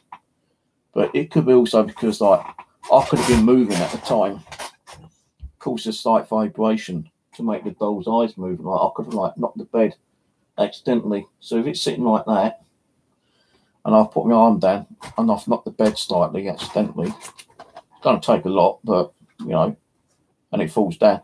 Steve, your doll fell down. You've got a ghost in the doll. You know, that's activity. Not really, because it could have been me knocking the bed. Unless I knew it wasn't me knocking the bed, then maybe still. But then, again, the doll might have just been knocked down because it wasn't set down properly. It doesn't mean shit. You know, unless the doll actually got up and started walking over to me, you know, dun, dun, dun, dun, and sits on my lap and starts talking, and you see his eyes flickering, going, "Hello, Steve, how are you today?" Like a ventriloquist doll. I'll tell you, this doll will be over there and I'll be at the fucking door. I'll probably be changing my pants. Yeah, I'll probably be changing my pants because I'll probably shit myself. But then, you know, after I calm down a little bit, I'll probably be poking my head in, wondering where the fuck the doll is. And I'm going to come in and go, "Okay, I now know that you are haunted. And I appreciate, but do not do that again for fuck's sake, please. Unless I give you permission." And he doesn't say nothing. They'll say, "Right, I'll give you permission to talk," and suddenly it starts talking, or its arm might move up and down, go. That's going to be pure fucking evidence, I'll tell you that, for one thing, man. And it's going to be scary as fuck, you know. It might even stop me from doing the paranormal if it happened. I may have to get the doll and throw it out of the fucking window. But I don't want to be doing that because that's what I'm trying to find out, the truth. You know, can a spirit really possess a doll? You know, and if it does, and we can catch that little bit of movement, or the head move, or the eyes kind of flicker, you know. Because that eye, these eyes are weighed down, right? Maybe what's ever making them stay up in the back of the head might give away and it suddenly just like close its eye. That still isn't pure evidence unless you say, right, blink your eyes and it blinks its eyes like that. You know, can you wave and suddenly it starts waving? That's going to be real fucking evidence. But then again, somebody out there is going to turn around and say, "He's done something to the doll to make it mechanical." Now, there are haunted dolls out there, I know, because I've seen one in the news. There was a news channel where some woman went in with her husband and said that they got a doll and it's haunted.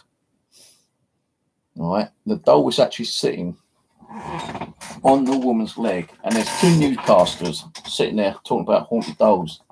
Right? I'll have to do it this way.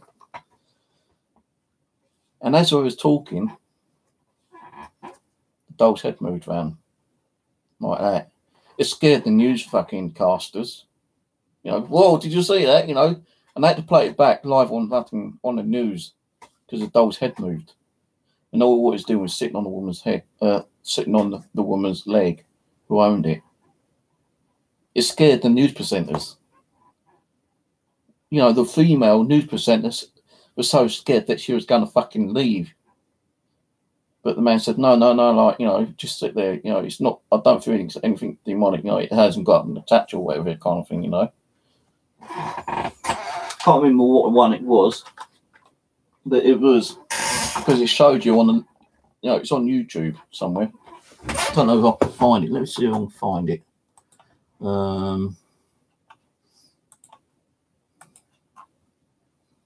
Let me see if I can find it. Thing is, I can't screen share it because I'm doing a live stream, but I can actually bring the camera around. Haunted doll moves on TV news.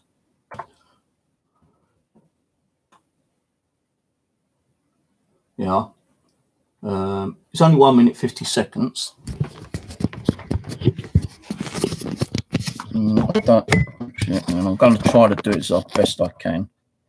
And it's not copyrighted because there's a load of people who has got it on YouTube. So let me just bring that up like that. So this is like, Haunted Doll Moves live on TV. Like, this is a true story. Anyway, this is one of them anyway. Oh no, it ain't actually sitting on a woman's leg. It's sitting on a chair. And it was on this morning TV. Do you seriously think this doll is possessed? Oh, hang on. No, what happens on this one, the rocking chair starts rocking for no reason. This is one of them. Why would the rocking chair rock by itself? There was another one where a doll's head moved, but I don't know if I can find that one. But this one is the rocking chair one. I wouldn't necessarily say possessed, but there is, it has got something. It's definitely got something. You almost look like Debbie. You don't want to even look at the doll. No, I don't. Are you a bit scared? I don't even want to. She don't like this doll. Really? I'd love to have that doll.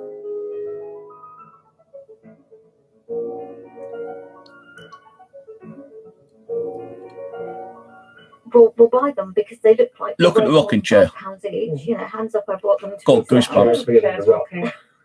Who's doing that? Stop it. Who's doing that? It's scaring the newsreader. When you The presenter. separated these dolls, you brought them home, and immediately you could feel that this one is this one.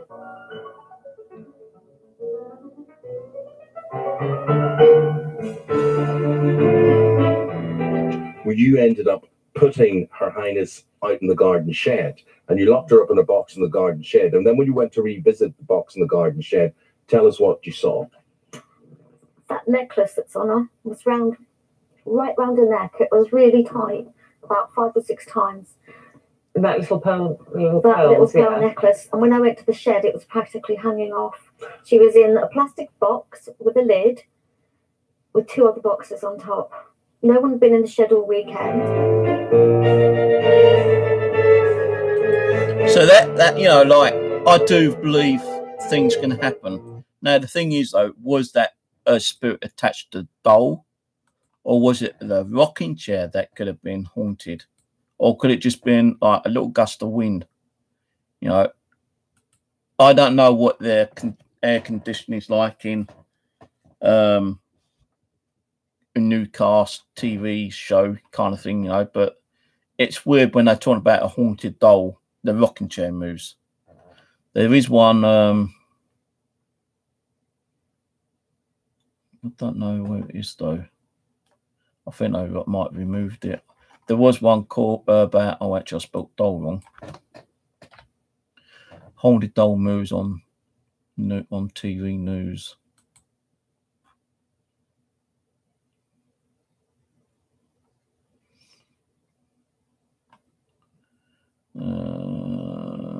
Possessed doll strikes again. Creepy model scratches new owner. I don't think I'm going to find it, to be honest with you.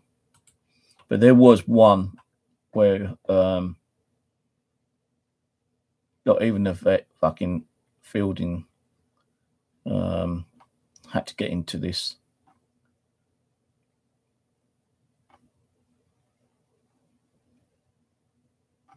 And what's this one? Oh, this is like another this morning one about the same thing. Lady graced our presence. All kind of strange things began to happen. Chairs moved on their own. This music began to play. Who knows what could happen today, because the creepy doll is back. There she is. The creepy doll is back. That's Yvette Fielding. New owner. But the doll, after we saw her last, she was bought for over £800, I might add. But she seems she's been up to her old tricks again. So as you can see, we have Ghost Hunter, Yvette Fielding here, and also joining us, a psychic who's been working with the doll, and that is Deborah Davis. Now, if you want to see that, I ain't going to play anymore because I might get done for fucking copyright infringements or something. But if you want to watch that one, there's the link for that one here. And my YouTube suddenly is frozen up for some reason. But who knows what spirits can do with dolls? Yvette Yielding, yeah, She's fucking scared of her own goddamn shit. I don't know why they even got your Yvette Fielding on Ghost Hunters. You know, well, not Ghost Hunters, Ghost of it. Well, yes, is it? No, Most Haunted. Why is she still on? I don't know. Because like every time you watch her, you know, she's all, you know, come on, do something. You know, show us that you're there. Come and scare us. One little scratch, one little knock, she's screaming her fucking head off. Dopey cow. No, not saying I hate her or anything, yeah, but she can be a bit stupid on us, you know. I don't know, it's because of the viewing to make it look like, you know, it's scary, but if she's that scared, why continue doing Most Haunted, you know, kind of thing? Because she knows things will happen, and she tries to be all big, you know, and when things happen, she screams her head off like a little girl kind of thing, you know. But I'm going to watch that offline in a minute, yeah, so I didn't see that one before. I knew there was our actual videos of haunted dolls on like TV news is, you know, like that one this morning. And people will do things to try to get on, you know, a news channel if they got like a haunted doll or haunted object, you know. Next it'll be like a haunted fucking car or something, you know. Can you imagine that? Like, what was that one regarding that car? There was a movie regarding a haunted car, weren't there? I can't remember what one it was called now. But, you know, what next? You know, you got haunted dolls, you got haunted cars, you got haunted houses, you got so many different types of hauntings. It's kind of crazy, to be honest with you. It's not going to stop, you know. People will try to make money out of the paranormal as well, you know. I'm not making, well, I say I'm not making money. The money I'm getting on Super Chat is just mainly to keep the channel up and running and probably buy some new equipment later when I need to, if I can afford to, yeah. It's not going to go in my pocket to spend on like food and bills, you know, 'cause that's not what this channel is for. It's to keep the upkeep of my YouTube channel, to buy equipment when I need to buy equipment, if I can afford the equipment. And that's it, you know. So if people want to come and like continue to donating like Roland does, then great, that's fair enough. You know, I can't stop people wanting to donate, you know, but I prefer them not to do Super Chat, but PayPal now. So every time I do like a nice stream, I try to put the PayPal details down there in case you want to donate. But why people all got the arse? Because, like, you know, you make a little bit of money on YouTube and it ain't hundreds of pounds like they say it is. So I've not even made £100 on my YouTube channel over the last 5 months yet, you know. So, you know, it's all down to jealousy, really, with these trolls and these like losers out there. Maybe I do get activity with some of my dolls or some of the items I'll get sent to me, and they're just pure jealous because they haven't got something that does that. So, you know, that's the situation, really, guys.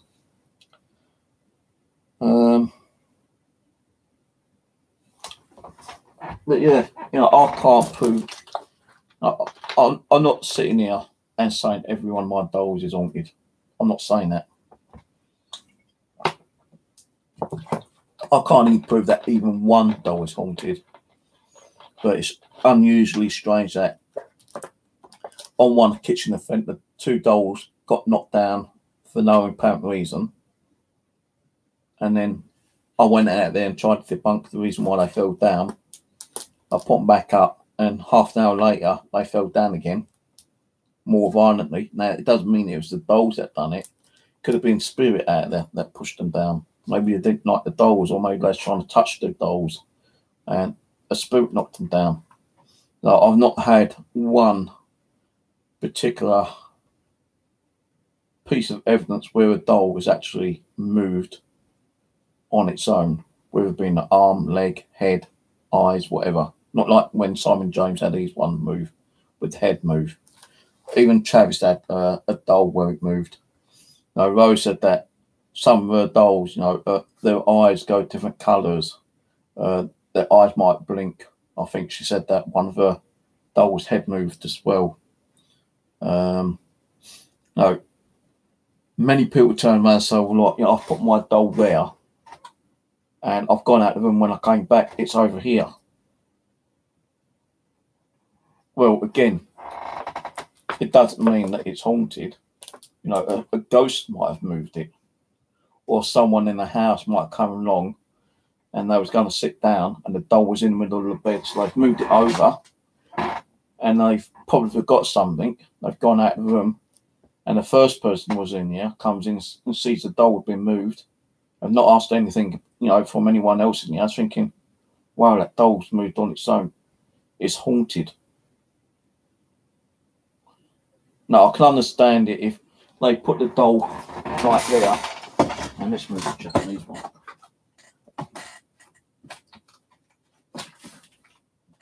Now, I can understand if they put the doll. I can understand if the doll was there, and they're the only ones in the house, right? They've gone out to go to the bathroom, make a drink, or get a bite to eat, and then when they come back in, the doll's sitting there, or further back on the bed, or wherever they put it. You know, they might have it on the sideboard and know it's always been there. And when they go to look at it, it's somewhere else in the place. You know, then maybe the doll is haunted. You know, but then it could be, you know, someone who has a memory relapse. They might have like put the doll there and they've picked it up. They've been mucking around with the doll. They put it back in a different location.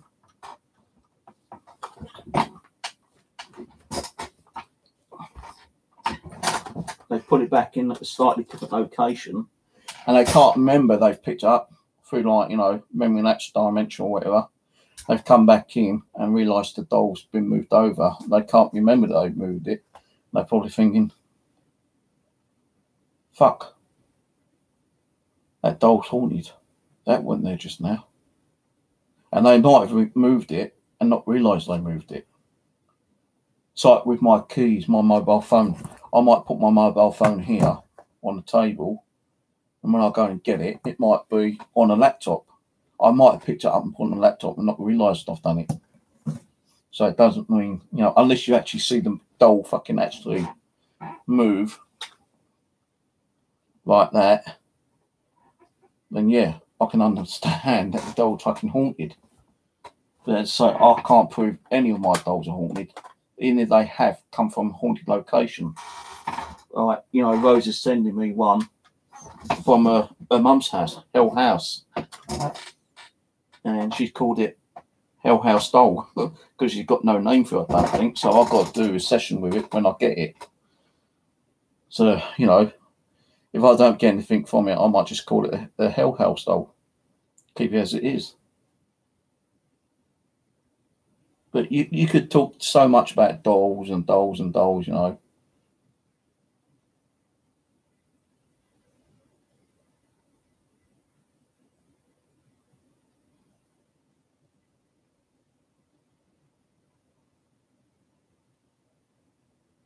So, you know, like,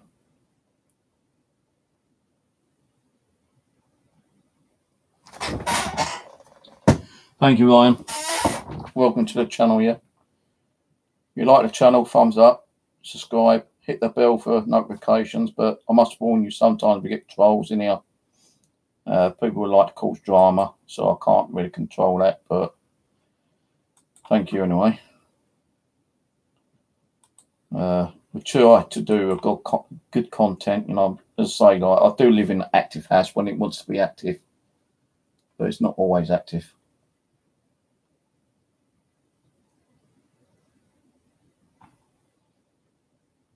I notice you've actually seen a couple of my videos.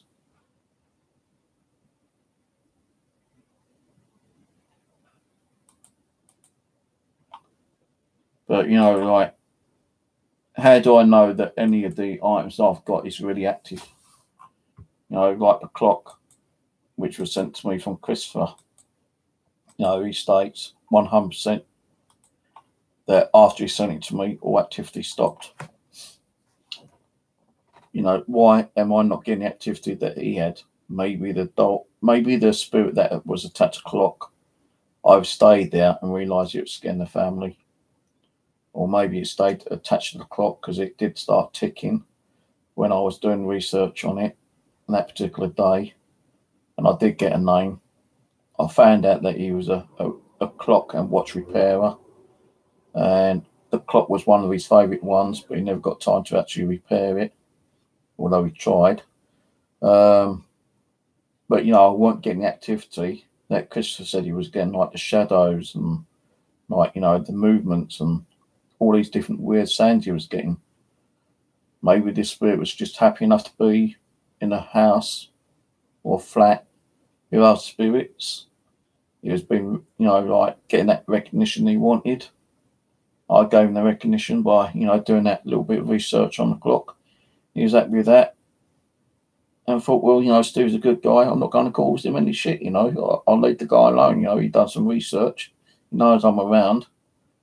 That's good enough for him, you know. Maybe Crystal was getting all that activity because the spirit wanted to be known that he was around, and they just wasn't acknowledging it. Because I've already, like, knew that there was something attached to it and acknowledged it. He's happy with that. And now he's been acknowledged. That's it. You don't need to do anything to get that acknowledgement. You made the clock work for an hour, for 7 days.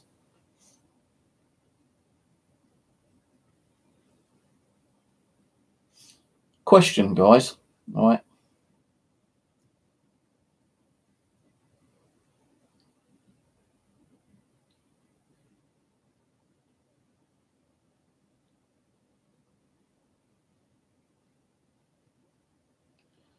Yeah, like, you know, praying to, you know, the gods and stuff like that for things to happen. Possibility, I suppose. I don't know how you do your stuff, but you know, I don't really pray to God to get things happen. I just ask spirits if they want to do it. If they do it, or, you know, it happens. It happens. If it don't. But what would you guys, if you was new to the channel, right? If you guys had never been to my channel, right? And you just come on to be nosy, you want to not find out what it was all about. And I'm talking about a doll, and I'm saying, well, nothing's really happened about it. And suddenly, like, either the hat fell off, or the head moved, or the eyes started, like, flickering. Would you put that down, you know, and maybe if you're skeptical as well, would you put that down as, like, real paranormal activity, or do you think it could be manipulated in some way? Because some people would say it's manipulated. Some people would probably say, well, maybe there's a piece of wire behind the hat and it's made the hat move. But if the head moved, what made the head move? Is there any kind of mechanics in it? What about the eyes? Why did the eyes move? You know, what do you think? How would you explain it? Would you say, well, yeah, I believe that doll's fucking haunted and he's got, you know, some crazy shit going there? Or would you just turn around and say, because it moved, you know, it could have something attached to that doll, you know, like the hat moved, you know, so fucking what? Could be a gust of air that blew it. But, you know, I'm sitting there boiling hot, you know, and I'm saying it's quite hot in here. You know, I'm going to have to open the window maybe later because it's so hot, there's no draft in here, and I'm saying that. But the hat suddenly starts moving on its own, or the eyes might start flickering, or the head might suddenly turn slightly. How are you going to put that? You know, how are you going to think about it? Do you think it's like, wow, yeah, that doll's haunted? Or are you going to say, hang on, something fishy's going on there? Because you may be skeptical, or you might not be skeptical, but you still want to find out what made it move. Because you know, if I was sitting there, if I wasn't doing this myself, the paranormal, and I went on someone's channel and I saw a doll's head move, I'd probably be like amazed, yeah, but I'm going to try to figure out why it moved. Is there any, you know, I'm going to be asking questions. Is there any mechanics in that doll? You know, has it got any kind of like function to make that head move? You know, I'll be saying, well, like, you know, if that hat moved, pick that hat up, pick the doll up, and wave all around the head, like, sorry, well, just not that, but wave all around the head to see there's nothing there whatsoever. You you know, I'm doing this. So if there was anything attached to the hat would be moving, like, you know, if there's any kind of wire or string attached to it, yeah. But as I'm doing that, if there was something on there, the hat would move as soon as I move my hand around. But if it wasn't, and, you know, the doll's sitting there like so, and suddenly, like, the hat just went like that and moved back. And it's just a normal hat, a cloth hat. There's no weight to it, you know. But if that hat suddenly, like, started moving, what would you suggest that made it move?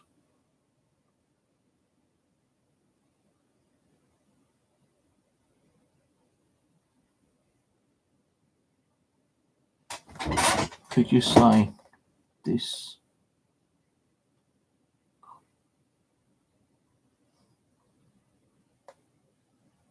Can't pronounce it. Disharmonious. I can't even. I can read disharmonious. Disharmonious. I don't know how you pronounce it. I can't read it like it. Disharmonious or whatever. I'll try to break the word down. Disharmonious. Disharmonious. I don't know. I do have a reading like problem on certain words. I can't pronounce certain words, to be honest with you. But it seems like disharmonious or disharmonious, I don't know. So, you know, it's then to the viewers' options, I suppose, like if they think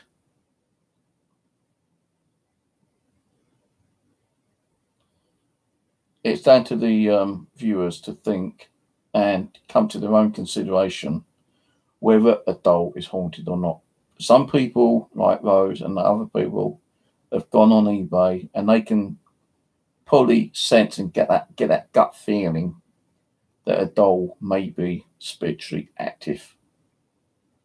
And sometimes I can turn around and say, well, you know, there's a good story behind it, but I don't think that doll's active. You know, Rose has got bloody hundreds of dolls, more than me, I think, now. Now, I've got over 100. She's got probably about 120, 130 or whatever, I don't know. But she showed you yesterday, you know, through her webcam on the laptop, how many dolls she's got. She's got a fucking shitload of dolls. And I know she said she's going to be sending me some more dolls down within the next couple of weeks, probably. But if she does, she does. She don't, you know. Rose's got other things to do. But the thing being is that she has said that, you know, some of the dolls have given her, you know, problems. But every time I get a doll from her, I don't get those problems.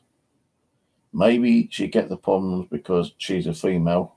And it could be a male spirit attached to a doll who doesn't like her. It could be another female who don't like her. It could be completely different. You know, it could be a child who doesn't like her.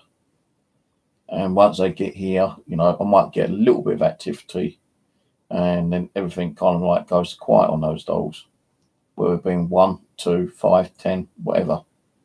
Now, I've had at least 10 dolls off Rose, I think. And, you know, I've had a little bit of activity from them, like the K2 meters, a couple of EVPs. But seeing the dolls move, no. Nothing like that. But it don't mean that, you know, any other dolls I might get from her won't do that. But then they're still, you know, trying to come to the terms and trying to figure out why a doll moves. You know, because that's what people I think that's why people buy dolls, you know, especially haunted dolls, to hope to see that a doll will move. You know, whether it's arms, legs, you know, you ain't going to get up and do a Chucky and run at you and grab some kind of like pointed object unless it's a demonic spirit that's attached to the doll and is you know, to kill any living human being that owns it, kind of thing. That ain't going to happen. That's just fucking like TV fantasy. How many real stories have you seen on the internet where it says this doll was possessed by a demonic spirit and attacked me and tried to kill me. And where's the proof of it? There ain't no proof, it's just hearsay information, isn't it, really? No, you can't prove that a doll is spiritually attached, by some kind of demonic spirit. I do believe that there is ghosts and spirits, yeah. Angels and demons, like I said earlier, but no, the more pure activity is like, when you get the poltergeist activity, when you actually see things move and you've actually got real recordings of it. But in with a real recording of paranormal activity, poltergeist activity, people still turn around and say, well, how did he do that? Maybe he's like stuck a magnet on underneath the glass or something and made it move that way, or maybe there's some cotton. People are gonna try to downput someone and make it look like if it's been fate. And if they was in a real fucking haunted location and something happened, the real skeptic is going to be scratching his head thinking, okay, so I don't believe that's a ghost, but something, made it move. But what I don't know, I can't explain. So unless a cup actually levitated and span around his head or something and then landed in his hand, then yeah, that's going to be pure activity, and he's going to be shitting himself so much that he'd throw the cup away and run out and never doubts another person who's got spiritual activity in their house ever again, because he's then confronted it, there and then kind of thing. But I don't think I'm not saying I won't, but I don't think I'll ever have a doll where it actually will move. If I do, it'd be fucking amazing. Even if it's just like when Simon James had, when the head moved a cool way round. That'd be fucking amazing itself. At least we know that something is attached to it.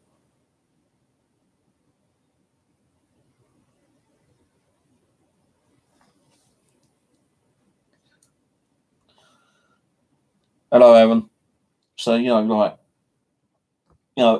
know a lot of people have fear of dolls, like Aaron knows here. He doesn't like dolls, apparently they freak him out.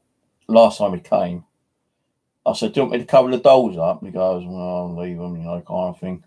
So I said, I'll go to you and I'm not going to jump up and attack you and I'm not going to scare you. But the first time he came up, when I had a lot of dolls, I had to cover them up because he didn't like the dolls looking at him. And I can understand that, people do have fears of dolls, like I said earlier. Sometimes it's just the way that a doll looks at you. You've got those peering eyes and you just feel like someone's watching you.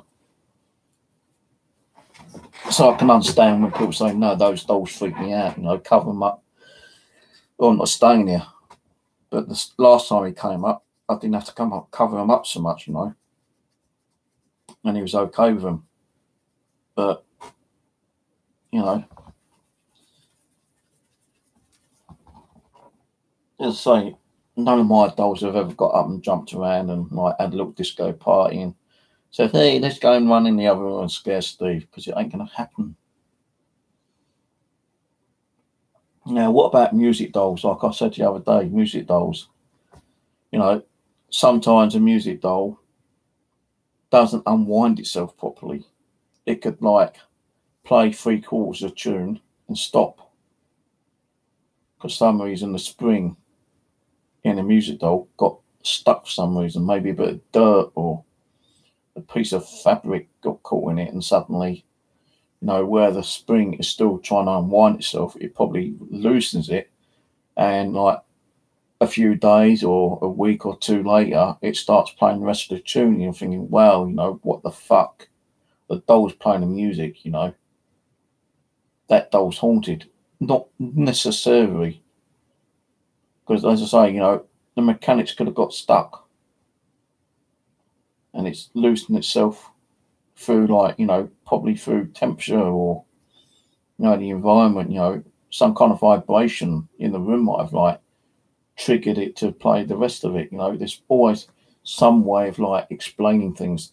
Now, if you know that the doll's actually, you know, the music on the doll's actually unwound itself completely, and you know it's at the end, and you go in there and it starts playing the music from the beginning to the end again, then yeah, that's also possibly, you know, spiritually activity, you know, like kind of thing, like, you know, like with music boxes as well. You know, I've seen people say that their music box is haunted, and it's just gone off by itself. You know, they've actually seen the lid pop up, and some music boxes you've got to have the lid pop open to play. So what's actually made the box open? You know, there's no reason that lid should have lifted up unless a ghost came along and lifted it up.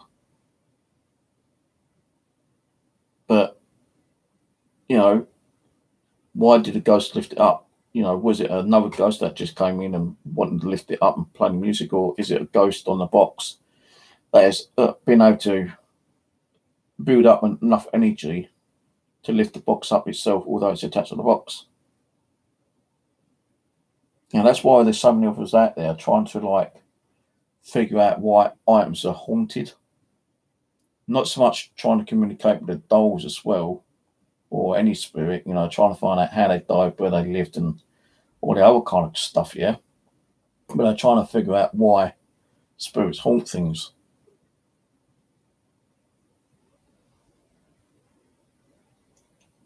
And you could talk about it for weeks and weeks and weeks and not get the answers. You know, someone's going to come on and be skeptical and try to explain certain techniques on how a doll could probably make its arm move, you know, although it's like a very heavy plastic doll. You know, if her hat suddenly started moving, someone would turn around and say, well, he's got string on it, or, you know, a slight breeze of air blew up and made the doll hat move a little bit or something, yeah? But there's no real explanation for a doll to even move unless it's spiritually, you know, active. We don't know exactly what happens to our soul, our spirit when we die sometimes. Sometimes it lingers around in limbo. Sometimes it crosses over to the other side.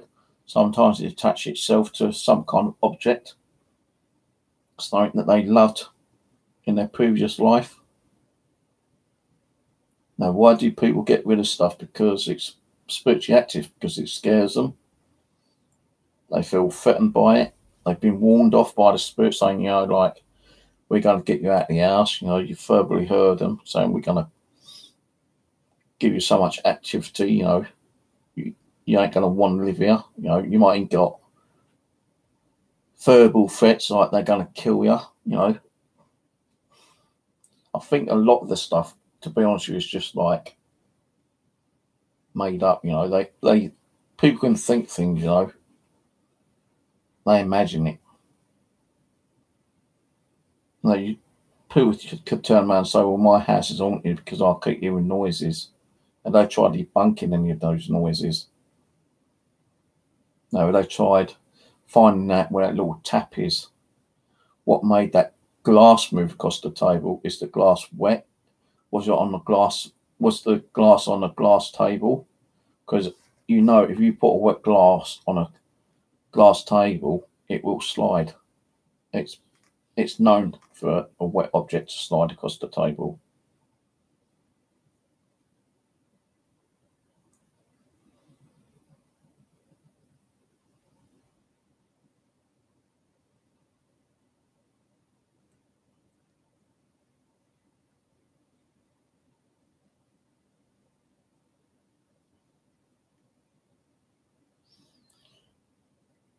I think most dolls are positive, but there may be the odd one, you know, which has a negative energy attached to them, to be honest with you. If you've got a negative energy, that knows that it can scare the shit out of you, then it's going to probably attach itself more to a doll than any other object.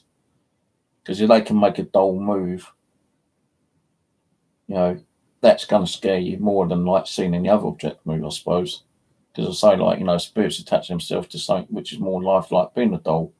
Now, if it's a doll and a clock, what's going to move more? Is it going to be the doll that's going to scare you more, or the clock? To me, it's going to be the doll, in it.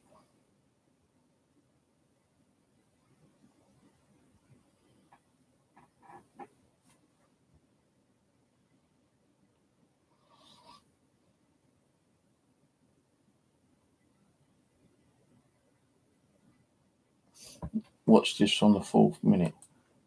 Oh shit, hang on.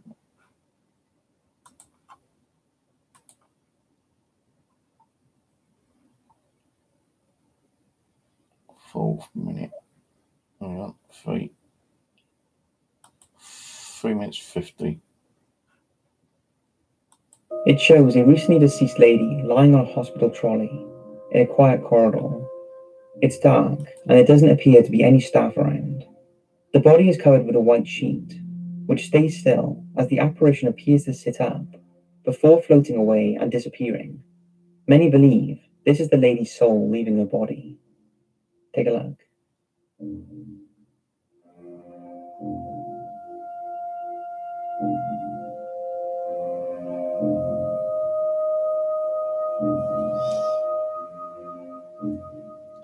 Got chills watching that, actually. I don't know, because like there's no one around. You know, it's see-through, but you can do that through video editing anyway, yeah? For one thing, yeah? Now, they say the lady's laying there. If this footage is genuine, how long then it should be shows lying there what has for? long been believed, that when you die, your soul lives on.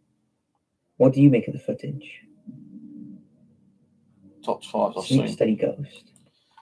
The thing being with that one, right, is that, you know, how long she been laying there? Did they even check her?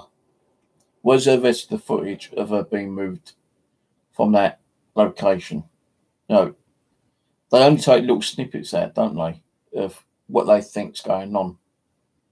No, for all we know, it could have been something reflecting on the camera lens. Not saying it was, but, you know, how long she'd been laying there? Was there any kind of information saying that, you know, she was in a very poor state and they didn't think she was going to last throughout the night?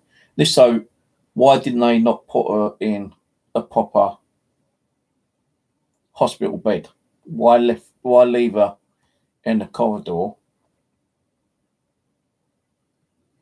For one thing, yeah.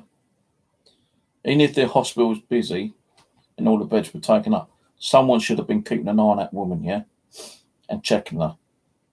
Maybe someone might have checked her just before then, yeah, and maybe she did die and her spirit crossed over or left her body. But, you know, there's so much fake shit going on out there at the moment. It's hard to tell, you know, if it's real or false, faked. That's why I say, like, you know, being here, you know, nothing is ever faked here, but people say it's faked. How can you fake a fucking full-blown apparition appearing on a camera in the living room when I'm here live streaming?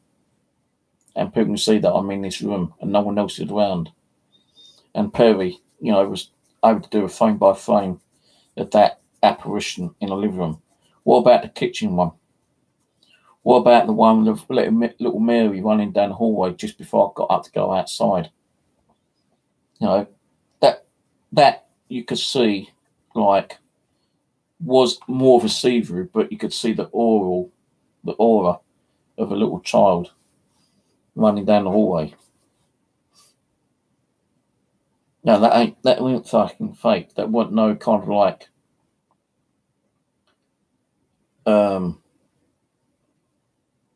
it wasn't like some kind of video editing, because they could all see me being in here And again, Perry was able to see that. He goes, "What was that, Steve? What's that?" And I didn't even know what he was on about until I got back. He goes, "As you went out, something came out of your room and ran down the hallway and into the kitchen, I think it was." And I said, "Really?" And he goes, "Yeah, check it out." And I played it back, and you could see a little childlike figure running down the hallway before I even left the room. And people were going to turn around and say, "Well, that could have just been like a shadow." What, a see-through shadow with a fucking aura around it? Yeah, right, okay. But with that one, it is hard to explain, really. You know, how the fuck, you know, can someone leave another person there in the middle of a hallway and not check them? You know, maybe she was dead and their morgue was like full up and they just left her there and I was going to sort her out in the next morning. And, you know, maybe, you know, a soul did leave her body and it was cool, you know. It's hard to explain those ones, to be honest with you, for me. No, it could be real, it could be fate. And unless you actually saw the full video footage from when she got pulled in and left there until they went and collected her. Because she could just been laying there sleeping.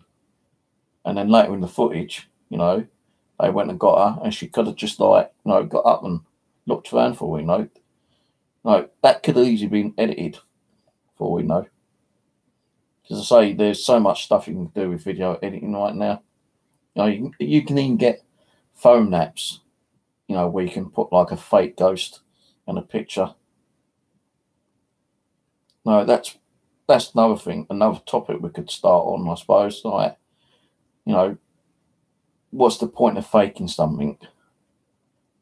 You know, especially like when it's paranormal, whether it being a ghost, the fucking alien, you know, like the Yeti. You know, so many people reckon they've seen Yetis, but it's been debunked that someone's dressed up as a fucking Yeti. Now, why do they do it? Because they want the popularity. They want to be recognised. They want to make money out of it. You know, they do anything to make, you know, news, I suppose, as well. You know, they might get interviewed on a TV program. You know, if it is real, you'd be on a fucking TV program. You don't need fake shit to be on a TV program if it is that amazing. But I just find it pointless trying to like fake something. You know, because really you're letting the paranormal go downhill. You know, people are trying to research it and find out the truth. And when people start faking shit, you know, the real people who are interested are thinking, well, fuck this, you know, what's the point of trying to, you know, prove something when people out there are being arseholes and faking it for us, you know, because they don't know if it's true or false themselves sometimes. And they say, if you've got that real piece of evidence and you can prove it's not faked, then, like, you know, people are going to probably be not so much amazed, but they're going to respect you for finding the truth, aren't they, I suppose? But if you're faking it, like there has been a few people out there, they do seem to lose their reputation. But as soon as they start apologising, saying, "Sorry, I've done it, you know, I've just done it for views and I won't ever do it again, you know, and I will be upfront and honest with my paranormal and I'll work hard for it," and yeah, maybe so, you know. Maybe they might start getting their viewers and subscribers back again, like some of them have. But why go around and start faking shit? You know, I wouldn't fake shit like that. You know, I've been doing this 6 years, yeah. Now, what am I going to gain out of faking something? No, because if I got caught faking it, I'm going to lose my reputation as being a paranormal investigator for the last 6 years. And I'm probably going to lose, you know, a good majority of my subscribers and viewers. And they ain't going to want to come back and carry on watching me because they ain't going to take trust in me anymore, are they? So, and, you know, what's the point of doing it? Just don't make sense.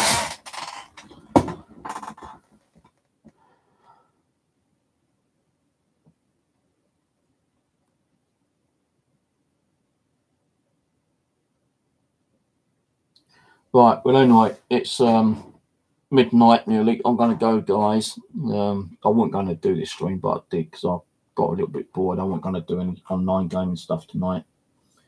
Going to quickly take these back in the living room.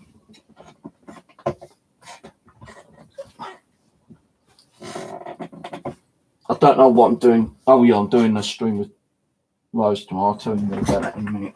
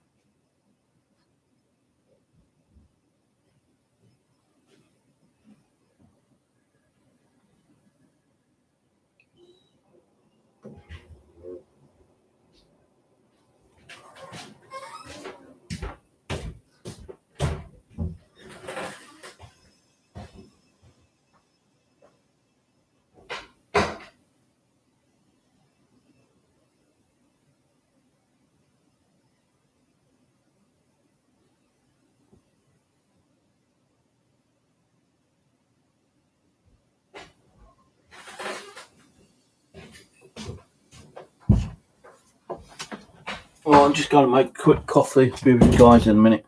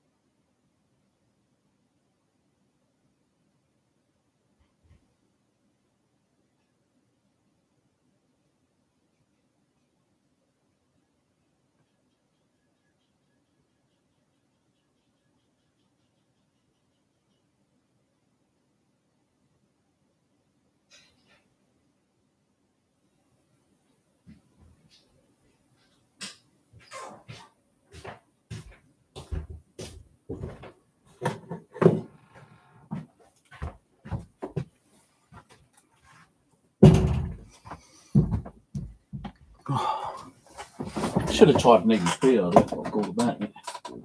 Right, so turn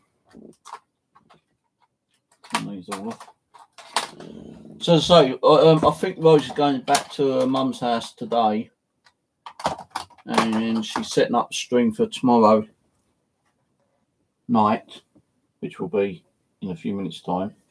I don't think she's going to be doing it until, you know, like later in the afternoon. But she's going to be doing a live stream tomorrow. And I think she said she's going to try to set up 4 different cameras. So it'd be like 4 live streams. She asked me to jump on the live stream. It's going to be around about 10 o'clock. It's going to be on Hell's House channel. I know she's doing this. She said that she's going to be doing a stream unless she cancels it for some reason. But it'll be around about 10 o'clock Greenwich Mean Time, 10 o'clock our time, where she's going to be doing 4 cameras, as I think she said she's going to try and do. So it'd be 4 pages, you know, 4 YouTube pages. I'm pretty sure, like, you know, you might be able to get 4 pages on if you like, kind of like minimize and mess around with your settings on your computer. Unless you've got 4 computers you can watch on, you know, which will be crazy ass. Some people might just pick one particular channel and flick in between the other ones a bit later. So I don't know if there's going to be 4 chats on it or not. I did tell Rose to get like a DVR, you know, it'd be a lot easier, but she doesn't know how to like operate a DVR. You know, if me and Aaron was to have gone up there, we could have set it up for her, but she doesn't know how to do them. So,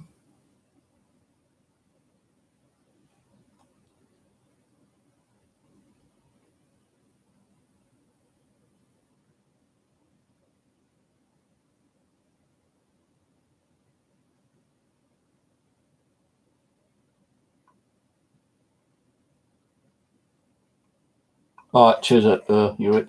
So,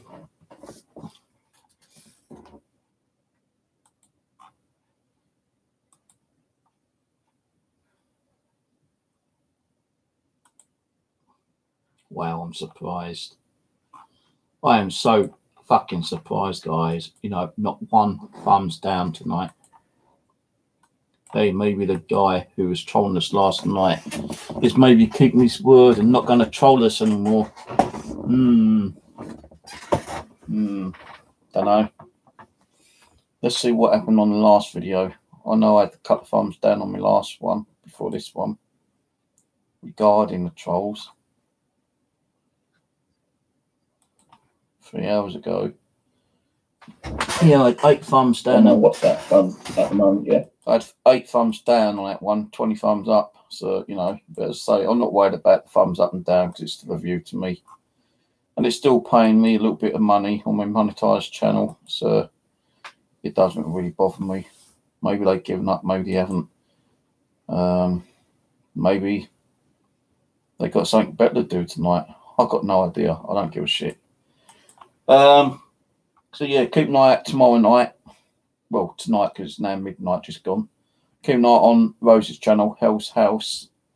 Going to be doing a stream. I don't know how long the stream's on for. I don't know what I'm going to be doing on there. Probably do some ghost box EVPs, maybe a Ouija board or a pendulum. No idea. Not spoke to Rose about it tonight yet. But hope she should keep to it and do it tonight. I'm not going to do anything else tonight. I'm going to go and watch that second part of The Haunted Doll Has Attacked Again on this morning, with Yvette Fielding being on it. I'm not hating Yvette Fielding, but you know, I just can't understand why she does a paranormal channel when she's too scared of her own fucking shadow sometimes, you know. I don't know. Maybe, you know, that little bit of scream that she does gives off the fear factor and causes activity in people's homes. You know, I don't know. But yeah, fuck it. I've got to do something to my wall at the back. I would paint it, but the problem being is painting in here is going to be very difficult because I've got to pull everything out and I haven't got the room to pull anything out. So I might try to put something there like a picture, a poster or something. Because it does look a fucking state, I'll tell you that for one thing. And I don't have to paint that. It's the same colour. So, I know it's a kind of embarrassing to see that great big stain at the back. But it looks like a kind of a head, don't it, really? One eye and nose. The hell do I care? No, fuck it. I don't give a shit. It's my room. I don't give a fuck. So, yeah, I'll probably catch you on Rose tonight if she's on. If not, I might try to do a stream Sunday night. What, I don't know. I might just leave the cameras running on one of the DVR channels, like the living room or the kitchen or something, and just leave it running while I'm sleeping. So cheers watching, and I may see you on Roses tonight, Hell's House channel, around about 10 o'clock. Ciao, bye bye, good night, God bless, don't let the spirits bite. Bye.